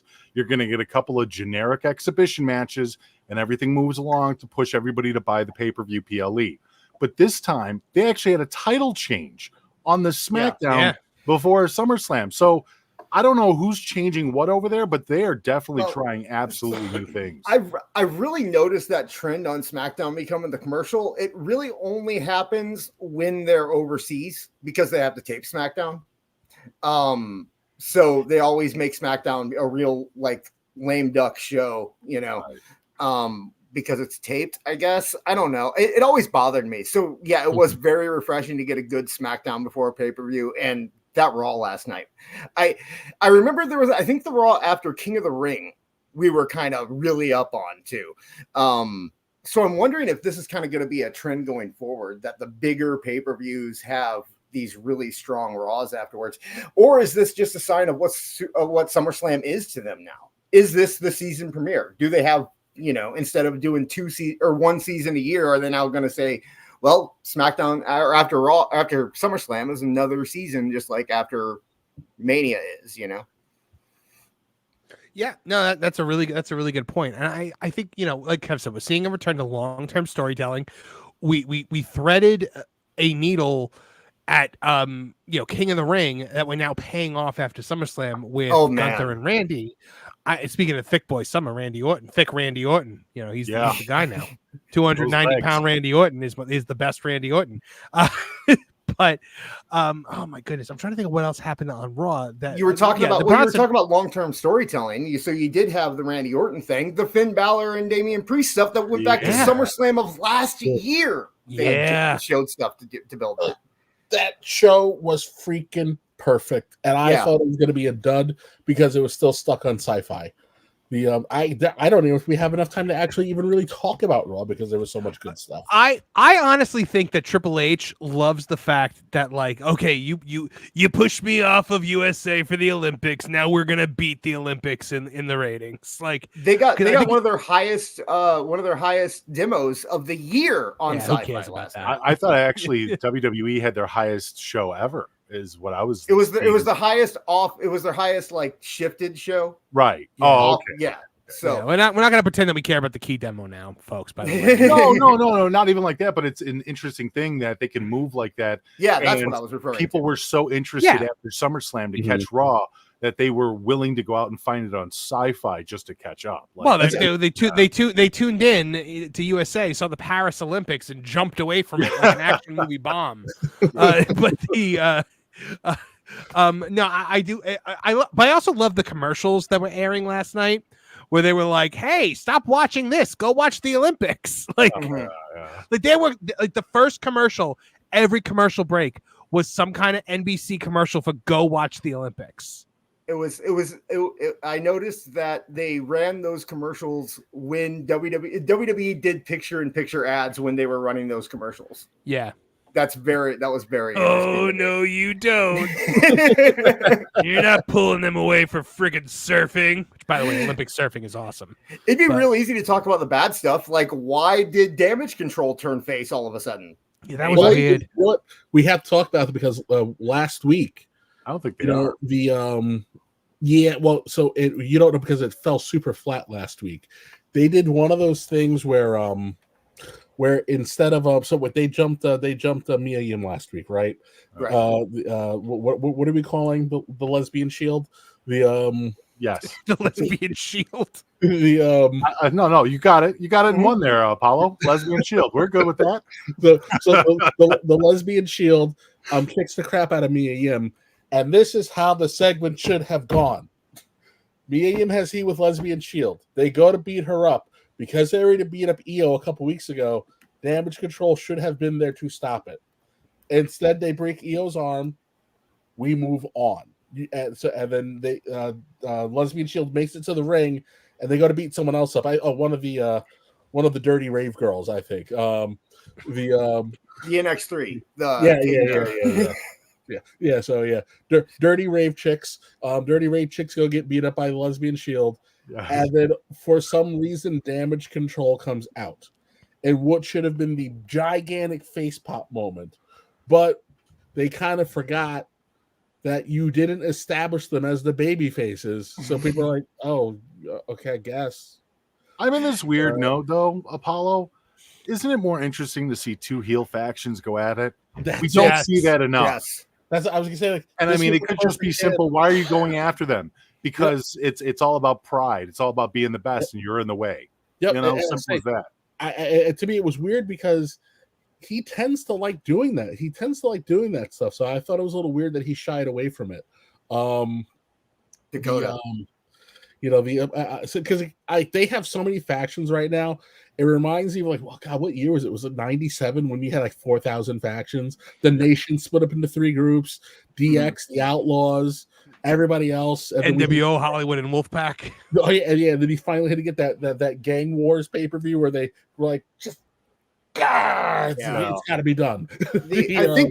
I think the face turn is it has to do with Kimmy Gibbler, Dakota Kai. Kimmy Gibbler. She looks exactly like Kimmy Gibbler. And she is kind of like I always just called her their weeb friend. Yeah. Like she's that girl, and she's like the white girl in the anime club. I always think she's the French girl in Kill Bill, the one that's with Lucy Liu.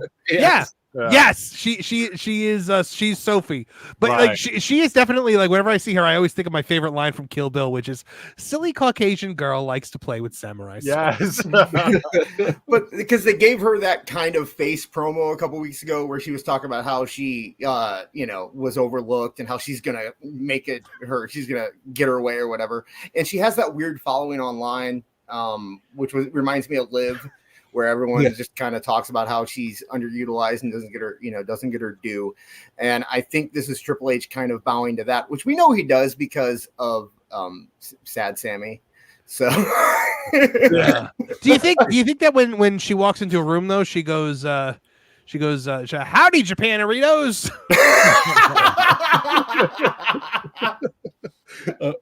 I will say this though, I do agree that Dakota is very underused. I thought she was a standout in NXT, especially when they had her with Raquel.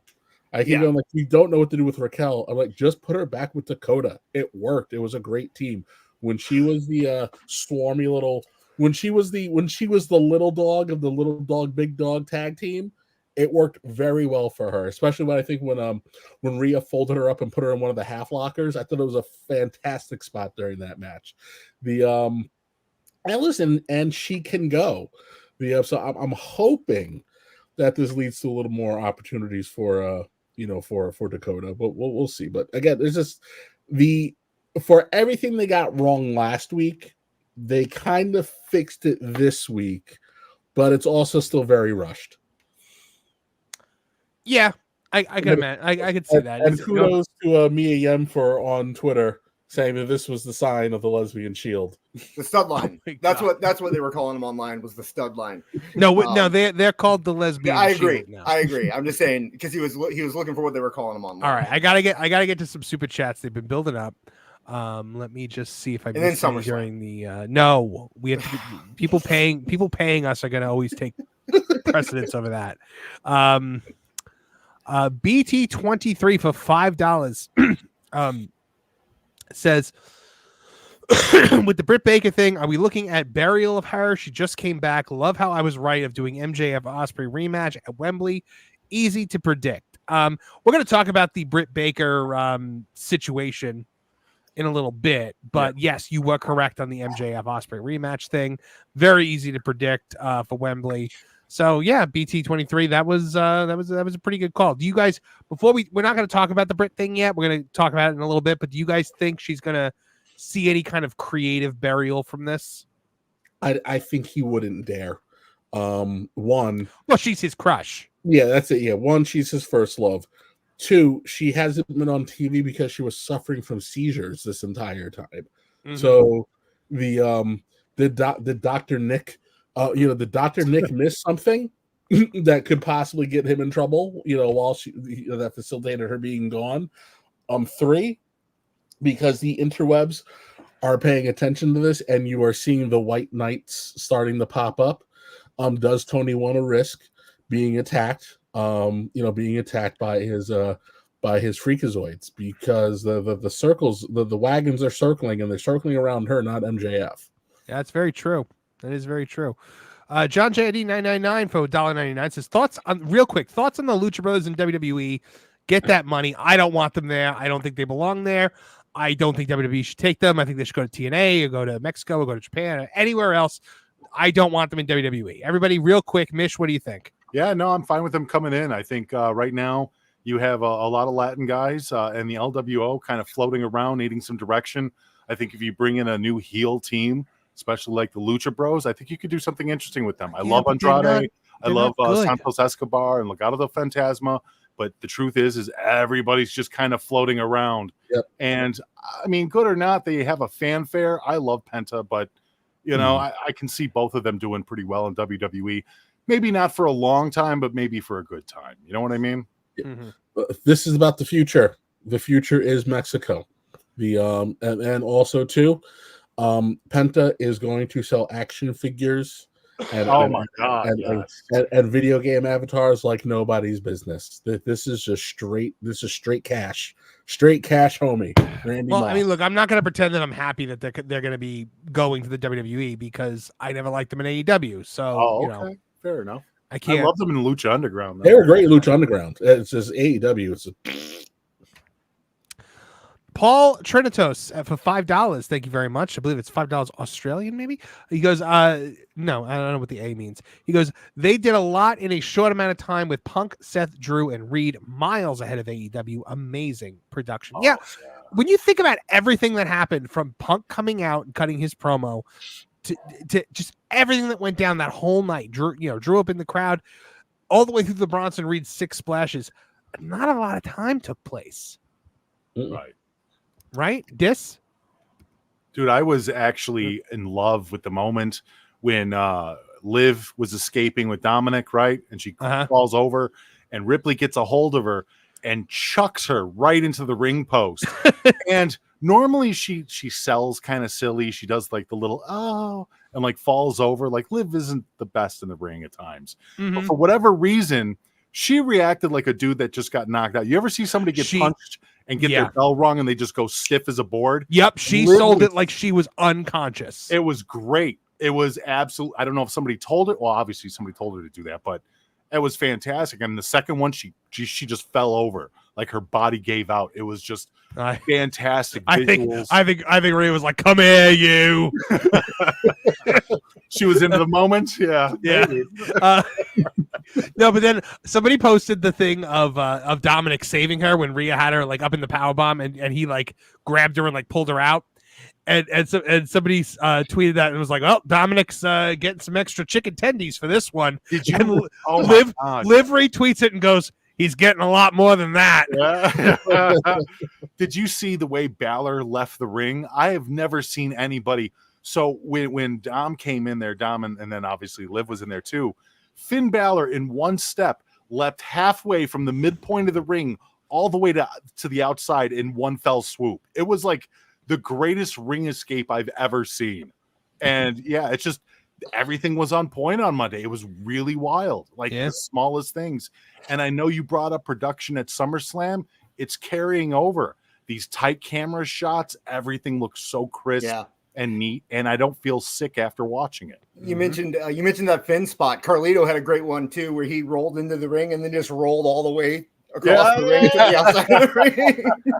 And JD, by the way, I don't give him props a lot of times, but JD McDonough was fantastic last night. He's so good at making these guys look good. He made Priest look like a bajillion dollars. Yes. Best power bomb ever. That was his literal best ever. Mm-hmm. Yeah. He's starting to remind me of like a Paul Roma, kind of. Just somebody who, like when he was in WWE, when he was just making guys look good. Okay. Before he went and became a horseman. Not that he's the weakest link in a heel stable. Oh my god! Why is this guy here?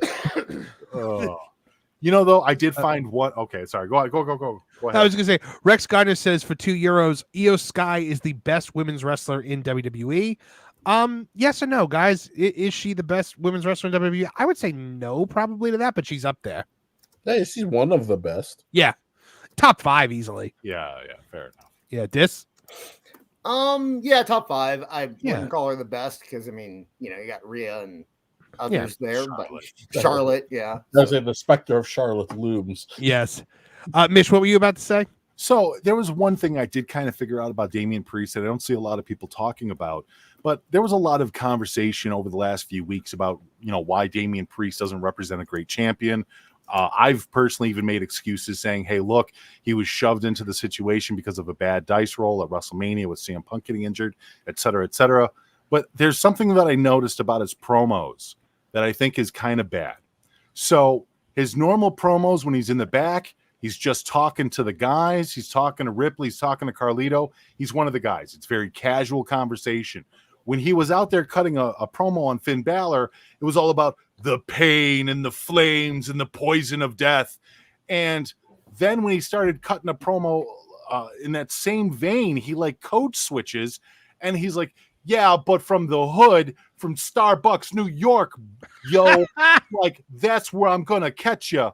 And I'm thinking, I'm like, dude, who the fuck are you? Yeah. It's one minute you're Matt Riddle and the next you're trying to be some gangsta thug. Yeah. It's like he can't make up his mind between Kevin Nash, Undertaker, and Pedro Morales. He doesn't. Dom Toretto. But that's awful. And I can see why maybe that's been one of the caveats that he's had as to why people don't believe him as champion. I have no problem with any one of those variants of promo. It's just pick one and stay with it. Right. Personally, I like Damian Priest when he's just talking to people in the back. He comes off very natural, very likable, but he's got to ditch this yo Bronx or this fire and brimstone promo, Right. Are you a creature of the night? Are you a Bariqua? What are you doing? By the way, Mitch, I love this SummerSlam post show vinyl that you guys created. How do you have a recent photo of Kevin Apollo for promotional purposes and I do not? I just took a screenshot of the show we did and I caught him when you guys were doing the watch along. There was a point where Kevin was watching the TV and he looked really interested into it. And I went snapshot and I just took that and made it. Yeah, because I've been using the same 20-year-old picture of Kevin Apollo. Yeah, you're gonna have to send me that on Discord. 15 years. I actually, in private, I sent Apollo because he has his profile pickup where he's wearing the camouflage and he's flexing, he's looking good for the camera and stuff. And I took it and I relit it and I put it in a forest. So now he's wearing camouflage, flexing in a forest. I don't know. It's just. Well, this seems like a good spot for me to talk about my SummerSlam thoughts. Nope, it is not. Now it is a good time to move on because look at this beautiful vinyl. Do you see who's not on that beautiful vinyl? Do you see who's not there? It's Dis. I was in the chat. You are in the chat. You were in the chat, but you were not there with us and Awful and Draper and Castle. It was a good time, and everybody should. You catch were the missed, replay my of that. friend. You were missed. You were something. All right. Lord of mercy. What is happening? I know. Okay. So now that I'm all hot and worked up here, not from the Kevin Apollo in the forest raising photo, but we need to talk about the thing that I hate the most in AEW.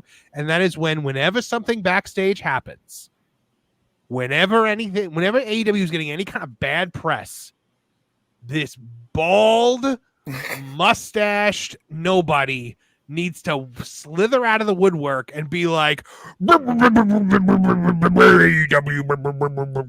talking about bald FTR, and good Lord, does he have to go out there and cut his rah-rah AEW rah-rah? I didn't make the wrong choice by re-signing here when I thought Vince was coming back. Rah-rah-rah speech. Anybody want to pick up on this and run with it? Because, man, it is the sorriest, saddest thing whenever it happens. It happens all the time. Other than the fact that I was shocked that this was happening again, because I thought people were just posting the clip from 6 months ago. I'm like, we're doing this again. That's everybody's reaction when they see that clip. They're like, "Oh yeah, this was like 6 months ago." And like, no, this was Saturday. And like, again? I was like, brother, I get it. You made the poor choice of signing a super long extension. You regret it, but it's not my. Well, they were gonna leave, and then Vince did his coup. Mm-hmm. They were going to leave, and then Vince did his coup, and then they were like, "Oh no, never mind. Now we're not going to leave. Now we're going to stay." And Tony was like, "Fine, you can stay, but you have to sign for 1,000,000 bajillion years." And they did, and then Vince got sent to the Phantom Zone. Well, to quote the great Steve Austin, "It's not my fault you married a damn midget. You made a bad choice. Suck it up and count your money. You've got rich guy problems." But like, do you think it's them? Like, do you think Tony tells them to go out there and do this? Yes. Do they take it on themselves, or are they doing it because they believe it? Are they doing it because they're embarrassed and because they're trying to justify it to themselves, or are they doing it because they're like, "This is how I get on TV"? It's on TV, so they had to format it into the show, so they knew it was going to happen. If Dax went to Tony and said, "Hey, buddy, I'm going to build," I think what they're thinking is that this is an ECW thing. I think they think they're ECW. Oh, 100%. They're not ECW. They're like, this isn't ECW. Doesn't come out and say, "Hey guys, we're all happy here." That's not what ECW was. And you don't see WWE. You didn't see WCW. You never, even in its dying days, you didn't hear WCW going out doing rah-rah speeches about how great WCW is. No, because nobody believed it. They also didn't have that social media presence. Look, you're right about this trying to be an ECW type feel, but let's be honest, AEW's PR team is nowhere near on point like WWE's PR team. No. Braun Strowman made some stupid comments over the year underneath WWE's PR, and those magically disappeared. What's her name? Geez, I'm blanking on her name. The one that got let go not too long ago, that was with Ric Flair. She was the Marine. Lacey Evans. Lacey Evans. Lacey Evans said some pretty, by elegance. Yeah, her too. But Lacey Evans said some pretty harsh things too underneath the WWE machine, and those magically disappeared as well. I think as far as the way that wrestlers are handled in AEW is, I think they're getting a lot more free form, which is to better or to worse because they're allowed to be creative and say what they want in or out of character. But in WWE, it feels like everything is run like an actual business. If you say something stupid to embarrass the company, they're going to make it disappear. Like, that's their job. You know? The second you sign your contract, you have immediate media training. You have online training. The NXT kids have a social media manager and mentor who is on the look to make sure, "Oh, you said something effing stupid. This is how you fix it, and this is how we're going to make it go away. And if you really messed it up, then we're going to put you away because we pretty much know how long it's going to take for everybody to forget about it." And I think that a lot of this has to do with the fact that the only merchandise that sells in AEW are AEW t-shirts. Right. They need that logo. Right. Not even character shirts. It's just the stupid. No, that's logo. what I mean. Yeah, it's the actual AEW company t-shirts are the ones that are selling. So they need to push the brand above anything else because they've made a cult. And they need to sell the cult more than the product. Well, and that's the thing. They have to appeal to the cult members at this point. You're 100% right. It is but in ECW, I don't remember. Like, it has been so long since I've watched like full ECW shows.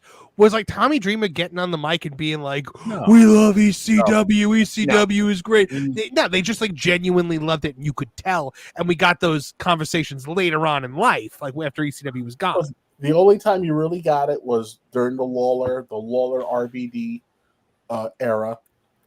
If someone had if someone was leaving and everybody knew they were leaving, and they wanted to make one last heel attack, Heyman and Cyrus the Virus and the Network. That's it. Yeah. But you're looking at over a 7-year period, probably 4 or 5 major incidents, and everything else was just I'm out in the street talking about my love of the company. If this is happening every 3 to 6 months, it turns into who are you? Well, I get it's the George Costanza lie, right? It's not a lie if you believe it. Who are you selling this to? Right. Well, because I think it's a matter of just like it's whipping the fans into this. This is a movement, and you are a part of that movement. You are part of this. This is part of you. So you have to defend this no matter what anyone says about it. And you have to threaten people's families or whatever the heck. Well, yep. And that's how it was sold. This is a movement, a revolution. And Look, Tony Khan did what every, not even dictator, but just major politician has ever done in their life, has ever done throughout history. The thing that you love is broken. Only I can fix it, and you are a part of the solution. That is everything from major dictators to politicians, of opposing parties that want to come into power. They all make this statement. Tony did that and made himself the head of this movement. And these guys who had nothing else really going on in their lives have attached themselves like barnacles to that movement and will fiercely defend and fiercely attack and try to ruin people's lives in defense of that movement. Yeah, and no dictator and cult leader in our time has ever had to have the problem where the thing that they're fighting improves dramatically and everyone starts liking it, and then they have no idea what to do afterwards. So they just have to double down and act like that's not happening on the other side. Hey, by the way, what exactly was Tony's ruthless era? What they're saying there was a ruthless era? Was that part of the? Was that? I mean, he's had like 30. In 5 years. The fact that this company's been around for 5 years and they're like, we need the old school AEW. I'm like, what? Bringing that feeling back. I have to go back to my what is it? I'm gonna try to find the tweet, but it was something to the effect of, "Yes, I will be returning back to my ruthless roots." The biggest difference that Tony said that. Yeah, the biggest difference that you can.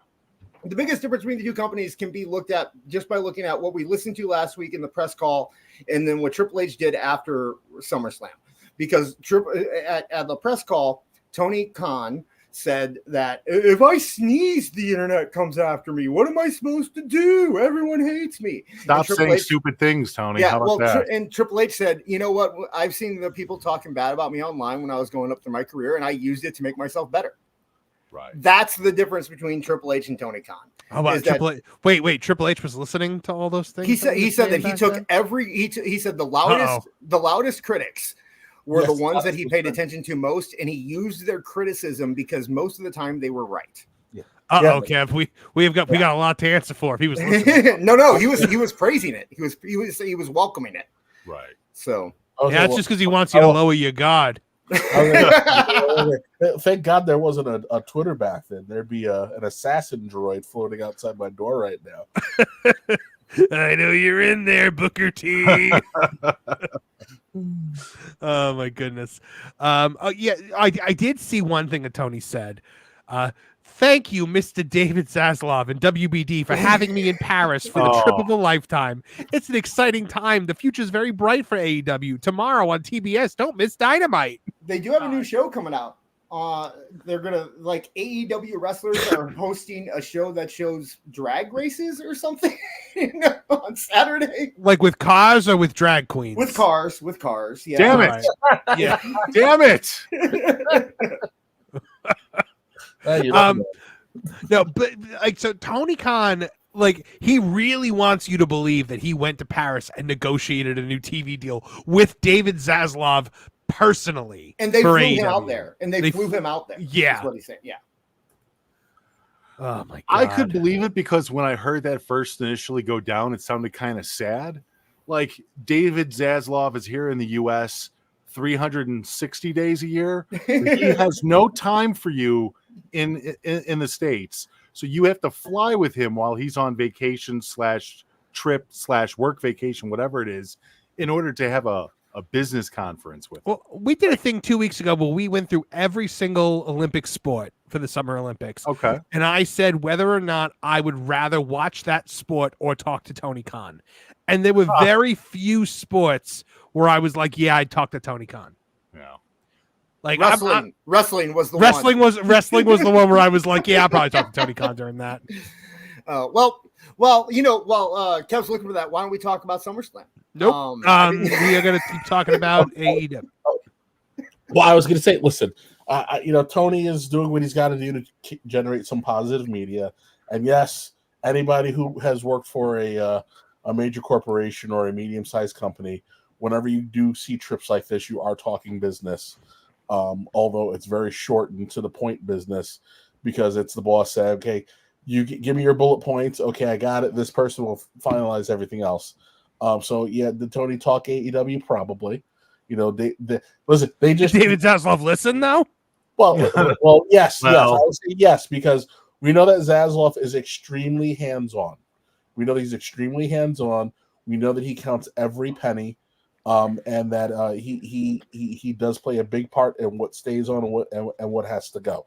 He just axed Boomerang this week, so they're very serious about consolidating and saving, and they're prepping for the fight of their life against ESPN/Disney for the UFC.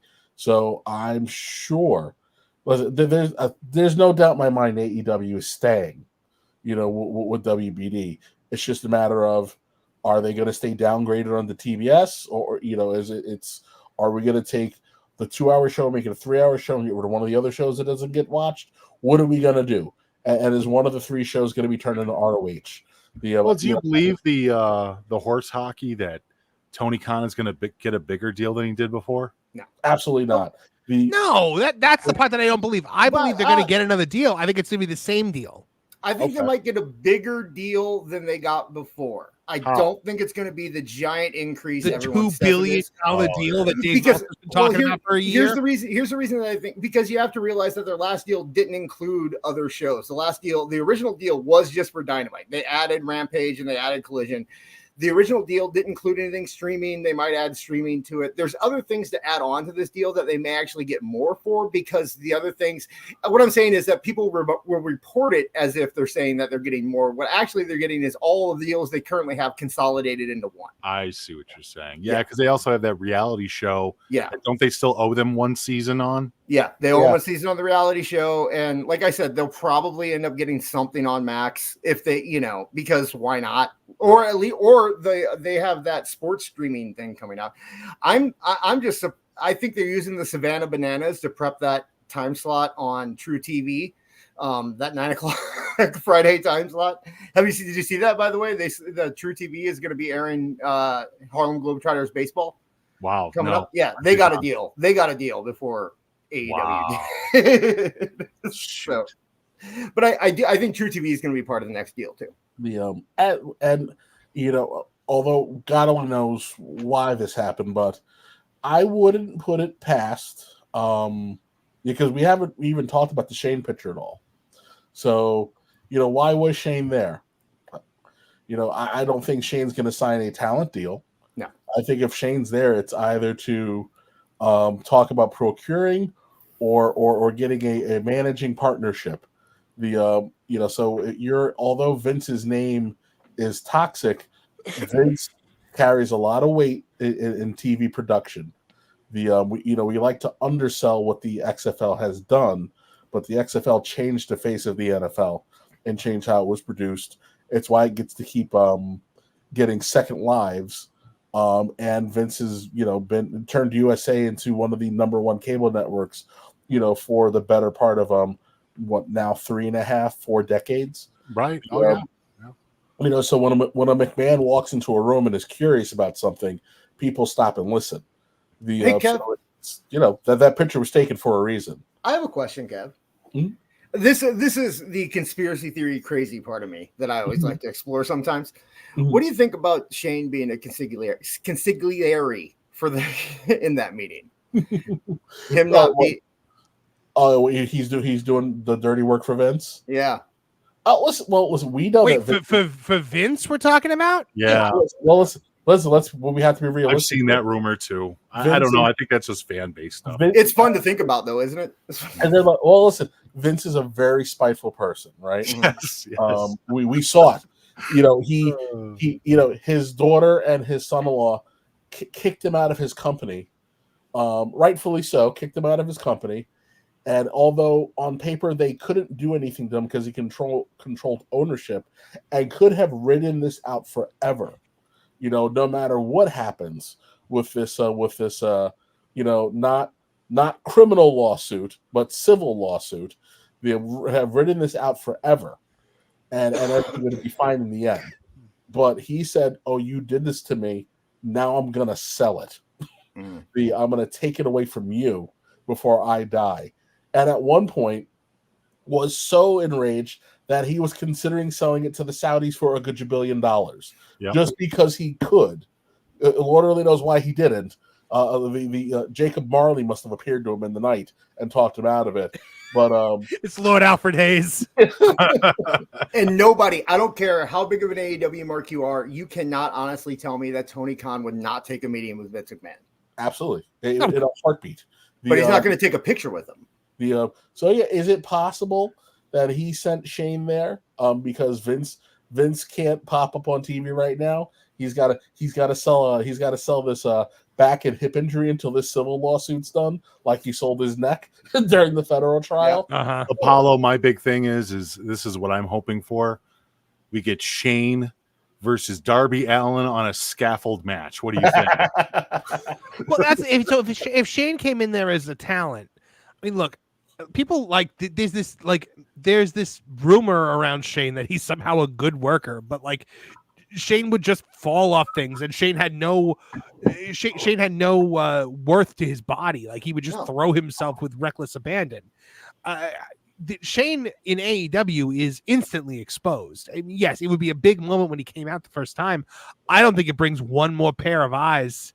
I think that the WWE audience pretty much saw all they wanted to see of Shane McMahon during that Best in the World Shane McMahon era. Yeah. And the last time he came in, didn't he want to book himself to win the Rumble and feud with Brock?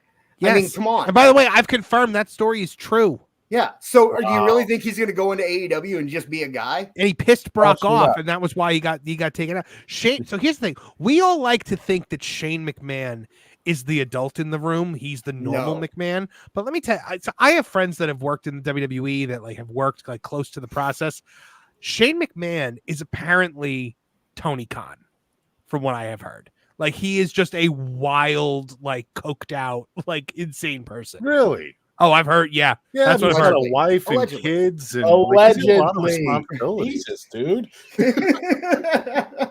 No, I have heard allegedly that Shane McMahon is just out of his mind. Wow. That but more so in later years. In later years, it was I want to win everything. I want to be the champion. I want to do all this. That, who his best friend was in the early 90s? Raven. Okay. I thought you were going to say the Mean Street Posse. No, he was Raven talks about how when he was Johnny Polo, one of the reasons he got fired was because Vince thought he was corrupting Shane because they were hanging out every weekend. And then Shane started hanging out with 1-2-3 Kid. What do you think? You think this guy is just straight-laced normal guy? Come on. Yeah, Shane gets also a lot of love though too, because you get a guy like Nash who just says that what did he say? He's one of the most down people you could ever want to meet. Shane is essentially one of the boys with all the money in the room. So every once in a blue moon, like the boys tend to do, he's gonna get a little wacky. But this is the guy who it turned around and said, "Hey, we need to buy the UFC," and got laughed out of the room. And then 20 years later, the UFC buys them. He's the guy who said, "We need to relaunch the WCW brand and keep it separate. We'll run the Atlanta offices," and they laughed him out of the room. Then YouTube goes, "Hey, we need to take this YouTube thing and put ECW on here. This way we can put the show the way the show needs to be presented." And they laughed him out of the room and then put it on Sci-Fi, and everybody, what the hell is this? So, is there probably a little bit of stink, in the back of his mind, considering that he ran out of there screaming and tried to bring pay-per-view to communist China to get the hell away from all of them. And then does he probably want, I'm sure he doesn't want his final moment to be blowing out his ACL in a random spot at Mania. But is he gonna get it? Who knows? He is There's always going to be room for Shane McMahon in the WWE. They're never going to turn him away. Well, You know, everyone but, always said Shane was Linda, right? Shane's Linda and Stephanie was Vince. And Shane was the business guy and Stephanie was the creative. And now it turns out neither of them are either, apparently. Because neither of them are there. You know, I guess Hunter said that Stephanie was very slowly finding love for it again, and we can understand why she ran out of there. You know, her father chased her out, and then embarrassed her. But it's, how did he embarrass her? Oh, by he embarrassed her when she came back, and she pretty much covered up for Vince, because when she came out there as like, you know, Vince is gone and stuff. This was what, a week or two after Vince came out there when the allegations popped out, and he showed up right on Raw. So Stephanie was the perfect person to take control of that company with all these allegations about sexual misconduct going on in WWE as a woman to take control. And then Vince obviously usurped her with these back deal contracts that he made. And then his after she gave the Dax FTR speech about Vince. Remember? You know? And then they're going through, and every week they're finding brand new documentation of how he was, you know, about how the money he was spending. No one could decipher what was company money and what was actually his money. Right. So it's like, and that was the problem too, was that already hit, what was it, the Wall Street Journal? Yeah. And they knew about it before the Wall Street Journal did. So it was like they were watching this in slow motion. All of this was happening to Stephanie in slow motion. Just the JFK bullet of Vince accusations, you know? Mm-hmm. Yeah, it makes sense. But the one thing that I love though is, you know, because I find nothing funnier than AEW hypocrisy or AEW fan hypocrisy. You know, they're celebrating Shane meeting with Tony Khan because Shane didn't know anything yet. You see, it was all that evil Triple H and Stephanie. They knew everything. Shane, his son, knew nothing, right? First of all, I don't believe any of them knew anything. I think they knew that Vince had a girlfriend. Right. I think that was as far as anybody ever questioned it. But you know, all of a sudden that they're all loving a McMahon over in AEW world. It's insane hypocrisy to me. The other thing is if what you're saying is true, and like Vince actually did work out a deal and Vince came in, the narrative would be Vince didn't know anything about it. Tripp and Stephanie knew everything, but Vince knew nothing about it. I don't know. They just kept bagging up my poop. Like, sound like Fat Albert. Hey. My Vince is a little off. My bad. Oh my goodness. Yeah, no. Vince going to AEW would be a shocker. More so not because he's in AEW, but because anybody would think that at 78 years of age, Vince is going to be this big game changer for AEW. I mean, look, I think he would. I think he'd strip it down for parts and just start something over again. Yeah, probably. XFL3. Yeah. He's a game changer. Did anybody see Triple H call Odyssey Jones a game changer? Yeah. Do you think he was serious, or do you think that's trolling at this point? Trolling. He's trolling. Oh yeah. I have heard that Triple H like lives on the internet and like you know sees all the marquee stuff on the internet. So you know he's probably seen us. So hey, Trip. Hope you don't mind the puppet. John JID 999 checking in. He says MJF's downfall from just 2 years ago is stunning. Now I agree with this because my lord, 2 years ago we were saying generational talent. This guy's the future of wrestling, and now I'm just like, oh my god, go away. Yeah, I have a theory. I wasn't. Kev's got it though. Kev, you go first, Kev. Oh no, I wasn't saying this. I was saying that what you were seeing was someone who is competent, more competent than what you were getting on TV, outshining a bunch of ill-equipped people, and now it's run its course. It's not shocking. It's not fun. Frankly, you know, his ego got in the way. You know, if what's out there is believed to be true, and he blew it. He blew it. Well, what are you referring to for those that don't know? I want to be the top. I want to be the top third paid man here. And they're like, in WWE. Yeah. Like no one knows who you are, brother. So you're not getting that money. No, he was going to NXT. Let's be real. Yeah, absolutely. Well, and that's the thing. Instead of realizing you're on a show that no one watches, and if we're going to be realistic,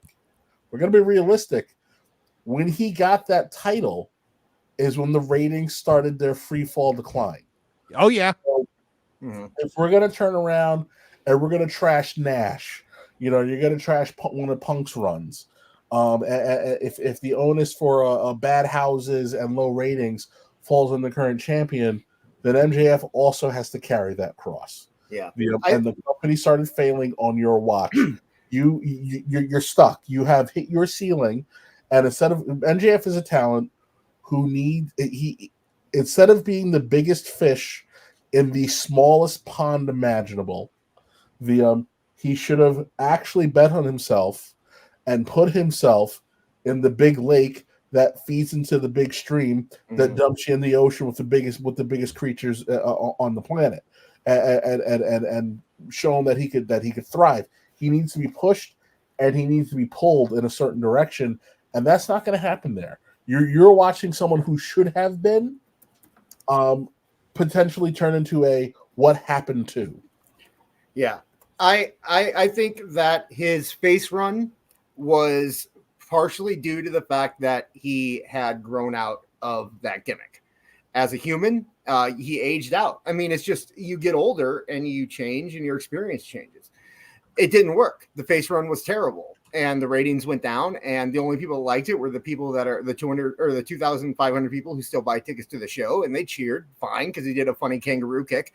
But anyone watching from the outside was like, this is awful. This guy shouldn't be doing that. So what does he do when he comes back? He runs back to the thing that worked, but he's grown out of it.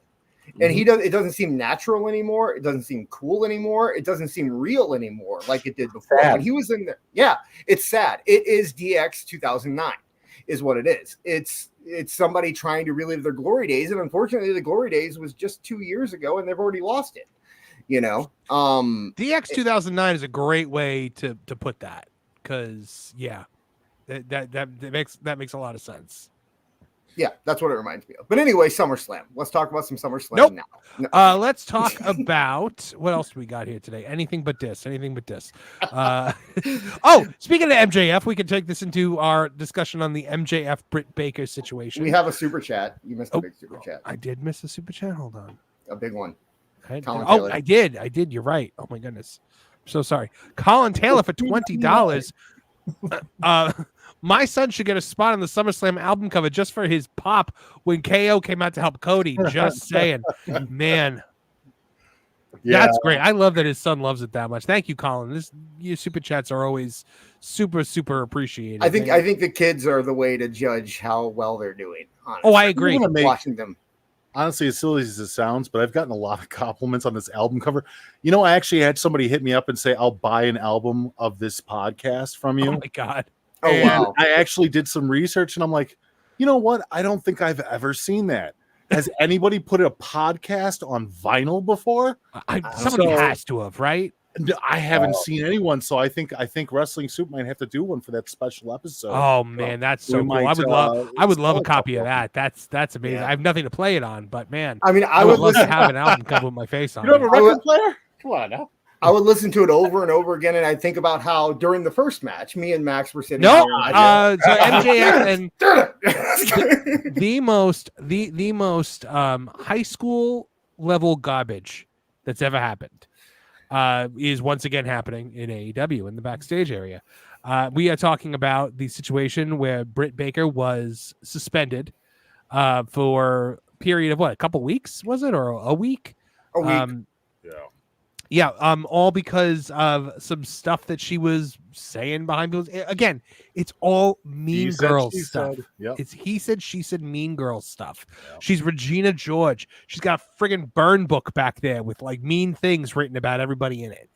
It is once again, this woman is causing these problems. We heard about it with Thunder Rosa. We heard about it with Lufisto, who, by the way, Lufisto, you should check out her GoFundMe. She's having a lot of health problems, and she's been dealt a really raw deal by the people we're talking about right now, like Britt Baker and MJF. So please help out our friend Lufisto. And everybody said, oh, no, Thunder Rosa was the problem. Oh, no, Lufisto was the problem. Well, now Is MJF the problem? They're not going to say that because MJF is the savior. So now people are finally saying Britt Baker is the problem. Is Britt Baker the problem, guys, or is this a problem? So now what we're hearing is not only was it what was reported that Britt Baker was saying some stuff about MJF's girlfriend, and he got hot and bothered about it. It was Cornette, I guess, and Brian Last on the Jim Cornette Experience or the Drive-Thru, whichever one they talked about it on, said something along the lines of she was complaining loudly in the back during the Will Ospreay versus MJF match about why they were getting so much time. Just criticizing everything to do. And apparently Ospreay got in her face too. So, yeah, Mitch, what have you heard about it? Yeah, I mean, for the most part, that's exactly what it is. It's he said, she said shit. The Britt Baker thing kind of tracks. It's not just Lufisto. It's not just, with the MJF stuff crossing over there. But, I mean, we've heard this before with Thunder Rosa. We've heard this before with the backstage, even on their stupid, silly little reality show. Yeah, that Tay might be a problem in the back. She might be a rumor spreader. Right. Yeah, exactly. She was also subject to that stuff too. We've heard a lot of rumors about the backstage locker room having a lot of problems. There's no real locker room leaders. The younger talent there has openly, I mean, Jim Ross said it, Henry said it, that they just don't pay attention to the veterans. Ric Flair actually gave one of his saddest little interviews in the world when he said, I don't even offer my advice anymore unless somebody comes up and specifically asks me, because I know that nobody will listen there. So there's just Rick said that? Yeah, this was a few months ago. This was back when he was still getting paid for being on that show. Yeah, that's why he's not on there anymore. Yeah, he was saying, somebody asked him, was like, I heard Tully say it, but I hadn't heard Rick say it. Wow. Yeah, no, they asked Ric Flair, what do you say when kids ask you for advice, or what kind of advice do you give the kids over there? And he says, don't. I say last call. It's last call when you say it is. Right. So, I mean, and I understood that. It sounded very sad to me because it's like, man, you have Ric Flair, love him or hate him. Clearly, he's a fountain of advice and wisdom one way or another. The fact that you have people in that company that are literally living the dream that they wish they could have through Ric Flair, refuse to even listen to the guy is just absolutely insane to me. Insane. Like, you're I don't know. So, I mean, the locker room sounds like it's a big giant hunk of shit, and you have a lot of the AEW staff and talent coming out and saying otherwise. But every time anyone says anything publicly about AEW being crap, you could set your watch to it. The tweets all start, our women's locker room is the best locker room of all time. Right. Oh, Tony Khan is the greatest boss I've ever worked for. Oh, this, that, and the other. It's just so transparent how he mobilizes that he mobilizes them to defend him. It was great seeing Arn on SummerSlam right before the Cody match with Cody and Solo, where they just had a great match that night. You're talking about SummerSlam again. I don't think so. Can we make fun of the Chibi Skeletor head? We can make fun of it really, really quickly, but I have to do something first. Hold on 1 second. All right, Dis is muted, so now yes, we can make fun of it. It looked ridiculous. It looked like a weird Power Ranger, like I don't know. It looked like something that a villain on WMAC Masters would have worn. Yeah, well, I feel like Bryan Cranston should have been voicing over Cody's dialogue. Yeah. Power Rangers! Like I did. Yeah, it was lame and Make horrible. my monster growl. Exactly. Yes. Yeah. No, he needs to stop with the skull heads. Yeah, it was really bad. I agree. Nope. You gave me host power. Remember? I did. Did he pull himself off of mute? He pulled himself off mute. All right. Moving right along here, folks. All right. Well, if we talked enough about the backstage drama, then but by the way, the problem with the backstage drama more so is that Tony Khan refuses to do anything about it. But I was saying, this is pitiful. This is weak men creating problems. You've got a he said, she said situation. You have a champion allegedly storming into a locker room and allegedly punching holes. You've got two girls talking ish to each other, and everybody's boo-boo facing. It's a bad look for MJF. I'm sorry. Your girlfriend got butthurt, and then you stooged off to the boss that is well, we've been cursing a lot this one, so that's bit shit. I'm sorry. You suck. And then it is absolutely embarrassing that they had to go form a committee of people to decide how we were going to proceed. when at the end of the day, this is one man. You pull all of them into the room, and you go, I don't care what your problem is, but the second your problem becomes my problem, you don't work here. End of story. And you go with your life. This is something that would have never happened under Vince. It won't happen under Shawn. It won't happen under Hunter. Wouldn't have happened under Paul. Wouldn't have happened under Bischoff. The ironic part is that it won't happen under CM Punk when he takes over NXT. Right. and it won't happen under CM Punk. So there is one common denominator here, and it is one little weak Mark who's too busy playing boss instead of being a boss. Amen. Well, I mean, look, we saw it when we watched the the All In footage, how he was cowering behind his table while things were going on. I feared for my life. He did. He sure did. If that had happened, again, not to bring up Vince or whatever all the time, but if that had happened in front of Vince, that's a completely different situation that happens there. Like Vince is getting in the middle and tearing you off each other at that point. Vince is flipping the table and fighting. Right. Right. Finally. I can't just injects himself like Bane and just he's giving the winner a push afterwards. By the way, I mean, we saw the backstage footage. What does the Brock throw at him? And then Vince immediately gets mad and has to be told to sit down. Apparently, from what I have heard, that situation where Brock Lesnar throws the belt at Vince, that is a work. That was a work, and so now here's the greatest part about it. The greatest part about this being a work. Shane McMahon thinks it's a shoot. So Shane McMahon gets up to go after Brock. And Road Dogg saves Shane McMahon's life by stopping him. It's just like when Jericho attacked Brock for hard-weighing Orton. I had never heard that story. When they do that, I can't remember what pay-per-view it was, but it's the one where Brock like beats up Randy Orton, he busts them open hard way, and Orton, Brock, Vince, they all know it's a work. When Brock comes to the curtain, Jericho is like all fired up because he's like, "Hey, this is BS. I can't believe you just went into business for yourself," and he went to go fight Brock. Wow. And Brock was kind of like, "Yeah, okay." Yeah. What about, do you know anything about the Hardcore Holly stuff with Brock Lesnar? Because I always wanted to know more about that. I read Holly's book, but it was never really. You're the guy. You're the guy. Yeah, I'm the one guy. Well, me and Jason Solomos are the only two people that actually read that. I love Hardcore Holly. He's insane a little bit. I'll be honest. Like his book was absolute. It was a mix of anger and more anger. But it was, I laugh because when he. On his way out, when he's told he's going to win the ECW title, and he's wrestling with a 2-foot hole in his back. Yeah. And then they're like, and then they go, "Oh yeah, we're going to go in a different direction." And he goes, "Why didn't you tell me sooner? I would have taken care of this." Yeah. Or is that the same book where he claims he could have prevented the Benoit tragedy? Oh my god! Well, we talk about the fact that there is an Earth out there. There is like an Earth 36 out there where Bob Holly showed up and saved the lives of Nancy and Daniel Benoit. Oh shit! Yeah, he's out there, man. It feels like, honestly, when I remember the parts of the book that I remember, it feels like a guy who always felt like he never got a real opportunity. He's another example. Like when you were talking about Shane McMahon earlier, he was one of those guys like, look, you guys need to do some stuff with NASCAR. You need to bridge that gap. There's a whole division there.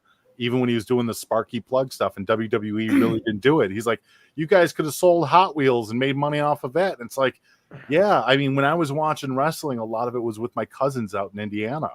And that's all there was to do was watch wrestling and racing and wrestling. So yeah, that's not wrong. All right, so we ready for our Dave Schultz moment of the week? One final thing. I remember when watching Velocity, before it got changed to the Alabama Slammer, there was a 2-week period where the Alabama Slammer was called the Holocaust. Oh no! Come on! No way! Yeah, I can confirm. 2 weeks. Wow. Kevin Kelly screaming, "The Holocaust!" Oh my God, that's great. That came directly from Michael Hayes, didn't it? It's called the Holocaust. What? That sounds just as much like a Vince thing, too. Yeah, probably. That, All right. So here's the thing with the Dave Schultz promo of the week. We're running out. We almost hit the end. Like, we're pretty much out. We've done every major, and even non-major Dr. Dave Schultz promo that we could find. So we're gonna have to do a multi-part finale. I might have some for you. I have a lot of old issues from the 70s and 80s wrestling magazines, and I think there's more than a few articles with Dave Schultz speaking in character. Now, I don't know if those are just Bill Apter pretending to be Dave Schultz, but there are some Dave Schultz interviews I'd love to send over to you, though. Oh, yes, please do. A serious aside here, and it's not about Summerslam, it's about post show. The way they respected Bill Apter was awesome. Yes, on that post show, I loved the interactions he would have with guys. Marv, I just started something about Dave Schultz. You should pop it up. I saw.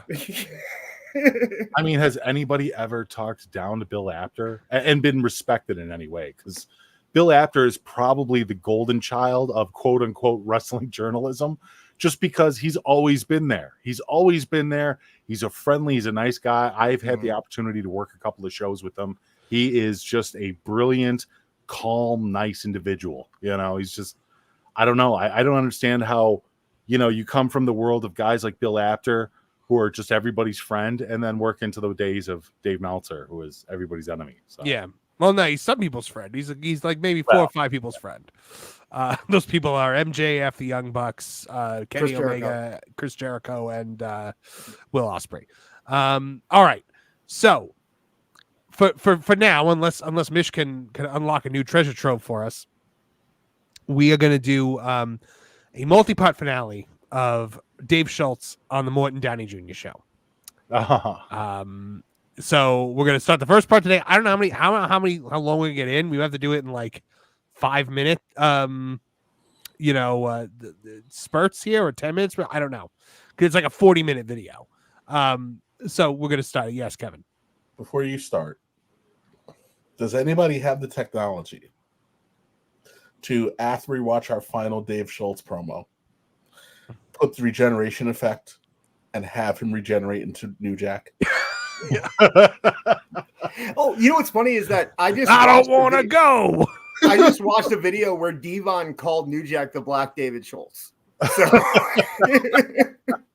Because next we are going to be moving on to New Jack in Smoky Mountain Wrestling promos. Also, I have a cassette tape of the best of New Jack, because I and Marvin, a mutual acquaintance, who is the biggest New Jack mark, and he went out of the way when we were children to purchase every New Jack High Spots content available. I believe it. That's awesome. Yeah, to the point where like all the groomsmen at Kev's wedding came out to that's right, to wrestling themes. Yeah. And so everybody, like people are hearing like Austin or Hogan or whatever, and like, oh, okay, yeah. He comes out to New Jack, and people are like, wait, what? What? Who's this one? I'm like, yeah, no, I know. And Donald, he was so into it that he knocks over his bridemaid's escort. Yeah, does not go to help her. Is just throwing the New Jack symbol in the air while singing "Natural Born Killers." Oh my memory. God. Cool memory. That's awesome. It's amazing. That's hilarious. Oh man. Okay, so let's take a look at a Dave Schultz promo of the week. We're at the Morton Downey Jr. show with, you all remember, Mr. Downey. Give me that smoke. That Morton Downey. So this is after, I believe, right around probably the Stossel era, where somebody has attempted to expose the business, and they've done this interview where they do it, and they bring him on Morton Downey Jr. show, and they confront him with the Dr. Dave Schultz. So, Is warning this the for guy you who- all. Is this the guy who's on hard copy who sues? Maybe I don't remember. Vince? I If don't it if it is, I'll finger it so I can give everybody a little more background on what's going on. If it's what I think it is. Just be forewarned, folks. As non-politically correct as the Doctor usually is, this is him at his finest. All right. Oh boy, here we go.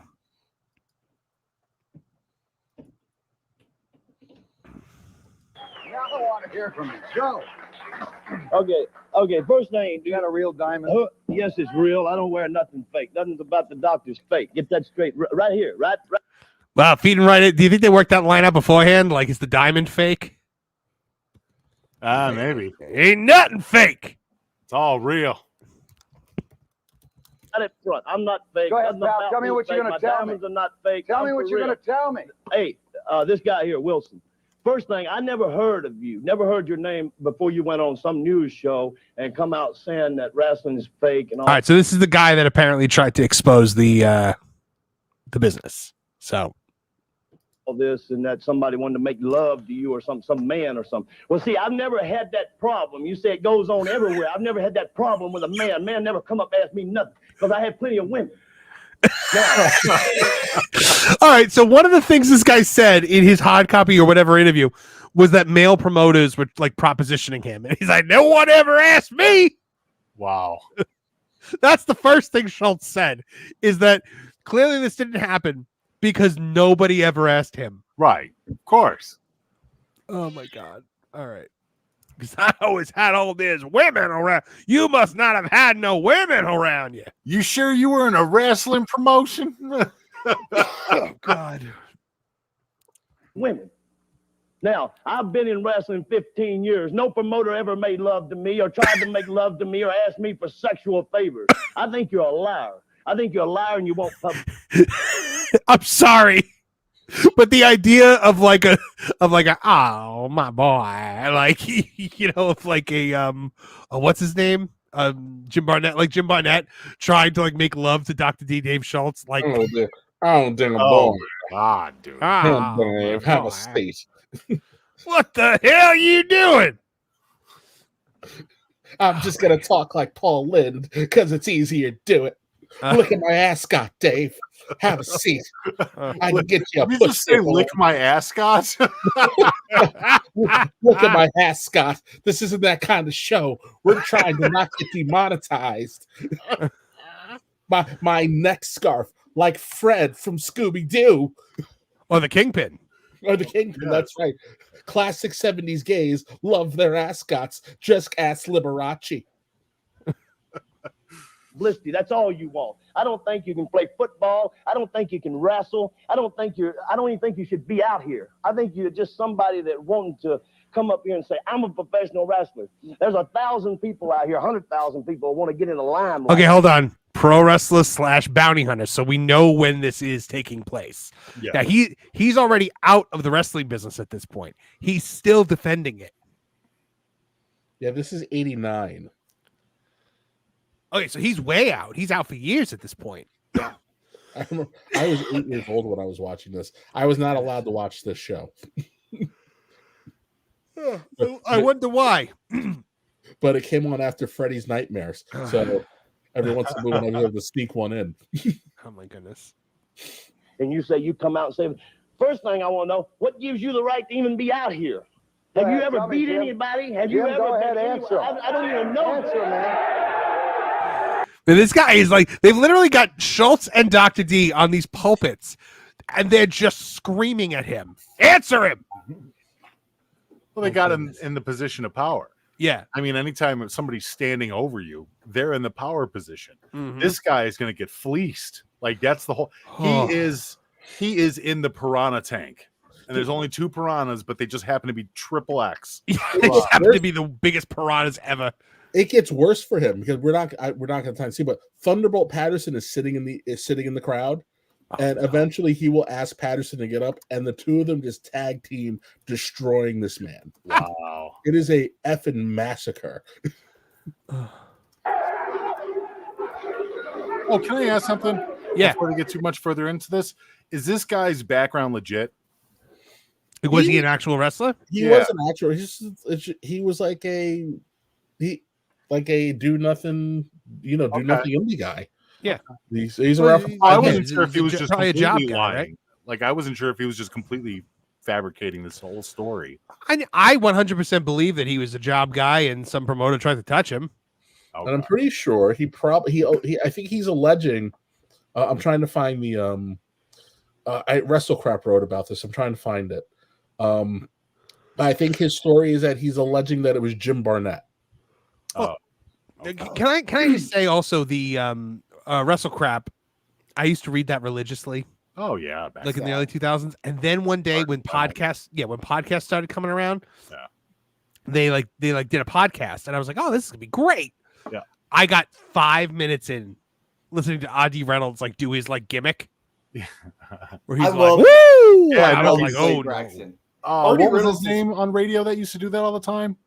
Oh, that's where he took it from. Was where Weird Al Yankovic got his from.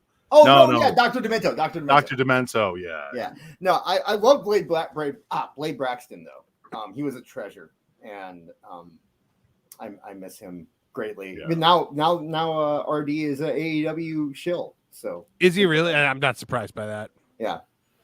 Does WrestleCrap still exist? Yep. Yeah. Well, so I had the WrestleCrap book, and this might make me not be friends with Eric Bischoff in the future. I had the Death of WCW book they made. I did too. I didn't like it. I read it, but I didn't like it. They apparently it's the one thing that if you ask Eric Bischoff to sign it, he won't sign it. Yeah, I don't blame him because he says it's complete fiction from top to bottom. I have the entire old WrestleCrap site on a flash drive somewhere. Every induction, everything. So I was a big WrestleCrap guy. All right, moving along. Ooh, Heyman's in this one too. Is he really? Yeah, I didn't remember that, but yeah, Heyman pops up too. They all just show up. They run train on this man is the best way to describe it. Right. All right. Gotcha. Well, number one, because of my sexual persuasion, and the fact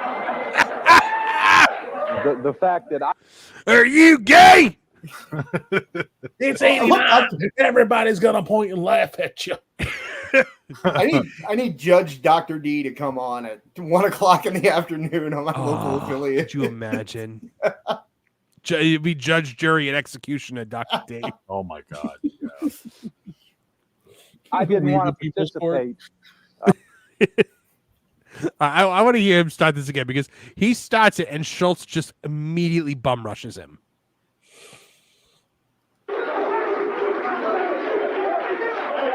Gotcha. Well, number one, because of my sexual persuasion, and the fact, the fact that I didn't want to participate.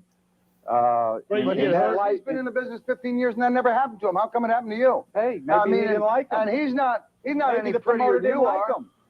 Huh? I guess the promoter didn't like him that way. Did he like you? He must have. Did you kiss him? Did you kiss him? Did you stroke his ear? Did you wear chapstick? Down his jawline and button that top button. They should have. They should have had Dave Schultz be the one to interview Bill Clinton when he gave the deposition about Monica Lewinsky. You didn't like what happened to you. You should have seen what Don Owens did to me back in the day. But I didn't go crying about it on television. We all got it. Oh my goodness! No, I remember when I was a kid and they were doing the Clinton deposition. I was not allowed to watch it. And Really? this is the closest to political I'm ever getting. Yeah, because they were going to be talking about the sexual matters and stuff like that. Right. And I'll never forget. I walked in and my dad was watching it. And so I walk in and I just heard some voice from behind the camera while Bill Clinton's sitting in front of the camera. And he goes, "Did you kiss the breast?" And I went, "Whoa!" And my dad turned it right off. Wow. To this day, I've never watched that. I'm not allowed. Huh. Should ask for permission. There we go. You know, Did you ever wrestle? Did you ever wrestle? Did I what? Did you wrestle, Jim? Hold on. Did you ever wrestle? Did you ever wrestle? Did I what? Did you wrestle, Jim? Of course I wrestled. Did you win anything? I've wrestled and I've been in the business since 1968. How many matches have you had? Couple thousand. Couple thousand? Dr. Okay, D, now sounds I'm like, starting to call foul on this. Yeah. Well, not only that, the first time I was calling a foul on this is when he had to say, "Did you wrestle 3 times?" And he on the second time or whatever, he's like, "Did you wrestle?" Like, it's not a difficult question. You're a wrestler. Yeah, like, that should be a knee jerk. Yes, of course. You know, since 1968, and we're in 1989. Like, a couple of thousand matches. There's no way. Even as a job guy, there's no way. Like, Schultz would have never heard of him. Right. You've wrestled a couple of thousand matches, and Schultz and Heyman and whoever else shows up has never heard of you. Right. Especially back then, you're going to be passed around the territories. Okay, let me ask you a real question, though. And this is not to give this guy too much weight, but do you think maybe he was apartment wrestling? Oh, back then? Yeah, maybe. I mean, apartment wrestling was a thing for a very long time, and even though it's called wrestling, it has not much to do with wrestling. But he should know that he shouldn't be holding himself in the same, light as these guys. Because, listen, back then, there only would have been a few hundred wrestlers in the country. Wrestling in the entire country. Yeah, but apartment wrestling was international, too. Like, they had it in Germany, they had it in Europe and Canada. I mean, there was a lot of professional wrestlers that would do apartment wrestling for a couple extra zeros on the side. We know what they do over in Germany. I mean, people would be crazed to find out that, Becky Lynch did apartment wrestling. Oh, yeah, no, Seth Rollins did apartment wrestling. Like, there's a bunch of people. But do you think in the 80s there was apartment wrestling? Oh, yeah. Oh, absolutely. A lot of those glow. I thought that came from the internet. No. That started back in the 50s and 60s. I have a big tome. I don't know what else to call it. Of apartment wrestling? Of apartment wrestling photos and everything else. Yeah, taken from like the black and white days in Germany. And one of the things that made me a man was ads in the back of old After magazine. That too, right. Yeah. No, you're not wrong. In the back of a lot of those magazines, they had send away for your free photos of apartment wrestling, blah, blah, blah. Yeah, dude. Marv has been to the Jersey Shore. It's like opening up the back of the Steppin' Out magazine. Oh. Oh, good Lord. All right, back to action. Never heard of him. You never heard of him? I've never heard of him. Boy, What went name on did the you news, wrestle still under? running his I mouth. wrestled under my own name. All right, let me ask you then. Anyone who watches wrestling knows that with two big guys colliding in the ring, they can hurt each other. But you say that a promoter forced you to hurt yourself in the ring with a blade job. Now, what is a blade job? Oh, good God. All right, well, first of all, if he's not a wrestler, how does he know this in 1989? No, you're right. That throws away the apartment. I don't think I've ever seen a blade job in apartment wrestling. Can you imagine somebody who's like in apartment wrestling, but they're like really taking it seriously and they're like dueling gig jobs? Red is green, motherfucker. Well, you're going to get it all over my carpet. I just want you to cut around the crotch, sir. Around the crotch, like that. Do not get blood. I didn't put the plastic on my couch covers yet. You're going to get it in my shag carpeting. It'll never come out. Oh, my God. Cage Match has 145 matches with him. So, what's his name? Jim Wilson. All right. Well, if Cage Match says it. Falcons, Rams. Wow. Yeah. Oh, wow. He's a serious athlete. The 6'6", big boy. He also tried to sue Vince to unionize wrestling. So. There you go. Well, I slightly believe that he may have been trapped in a room and probably roofied by Jim Barnett. Yes. By the way, speaking of trying to unionize wrestling, have you guys ever heard have you guys ever seen the interview where Brooke Hogan is talking to somebody and they're talking about like wrestlers unions, and she's like, yeah, me and DDP's daughter, we're like, why has there never been a wrestlers union? Like, why would they never do that? And the interview was like, do you really not know? Because her father was the one that stooged it out. That's funny. Oh God. And Tony Atlas. and Tony Atlas. And Tony. Are we still gonna get paid? Because after your first thing, I was kind of a job it was. Wait. I think that was a good Morton Downey line there. Blade job. Now, what is a blade job? Well, it's not a matter. I'm glad it said blade because after your first thing, I was kind of a job it was. So if you missed that, it's what is a blade job? Before he can answer, he goes, I said blade job because after your first thing, I wasn't sure what kind of job it was. Yeah. Oh, boy. That was that kind of salty adult humor you could expect in the 1980s. Oh, yeah. I had no business watching this at 8. No, you did not, man. Your father was too busy out there catching the drug dealers of New York to stop you. Yes. It's. I was told that when I was in Australia, I was overseas, and because I wouldn't go to bed with this guy again, another guy. That was the first time. Are we talking about this gay stuff again? Why is someone always trying to crawl up in your butt? What do you expect to happen when you go to Australia? That's why they call it down under. Everything's upside down over there. It's a prison island. It's What do you wild think- to me that this is how he's leading off into wrestling is fake. What a blade job? Well, not just that, me. but you know, Wrestling is fake. I was sodomized. Wrestling. Like, wrestling is fake, but the hepatitis is real. You know, Jesus. It's like, ooh, all right. Sorry, dark. Okay. The first and only time. He told his booker to make me What'd you start say, losing hooker? matches. Did he say hooker? And Did he say hooker? I think he said booker, Doc. Okay, I didn't. I do you know what a booker is? What do I know? What a Do booker you know what a is? booker is? I know what a booker is. No, what the hell? If he's protecting the business now, he's got to go, what the hell's a booker? I've never seen him look more disgusted for one reason or another. In this particular shot right here, he looks like Earth 3 Steve Austin. A little bit, yeah. Oh, God.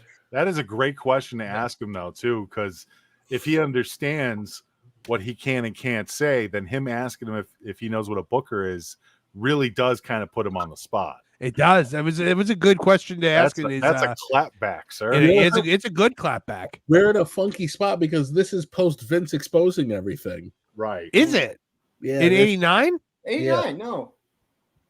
I thought it was towards the beginning of the steroid trial. Yeah, I thought it was in the 90s. Yeah.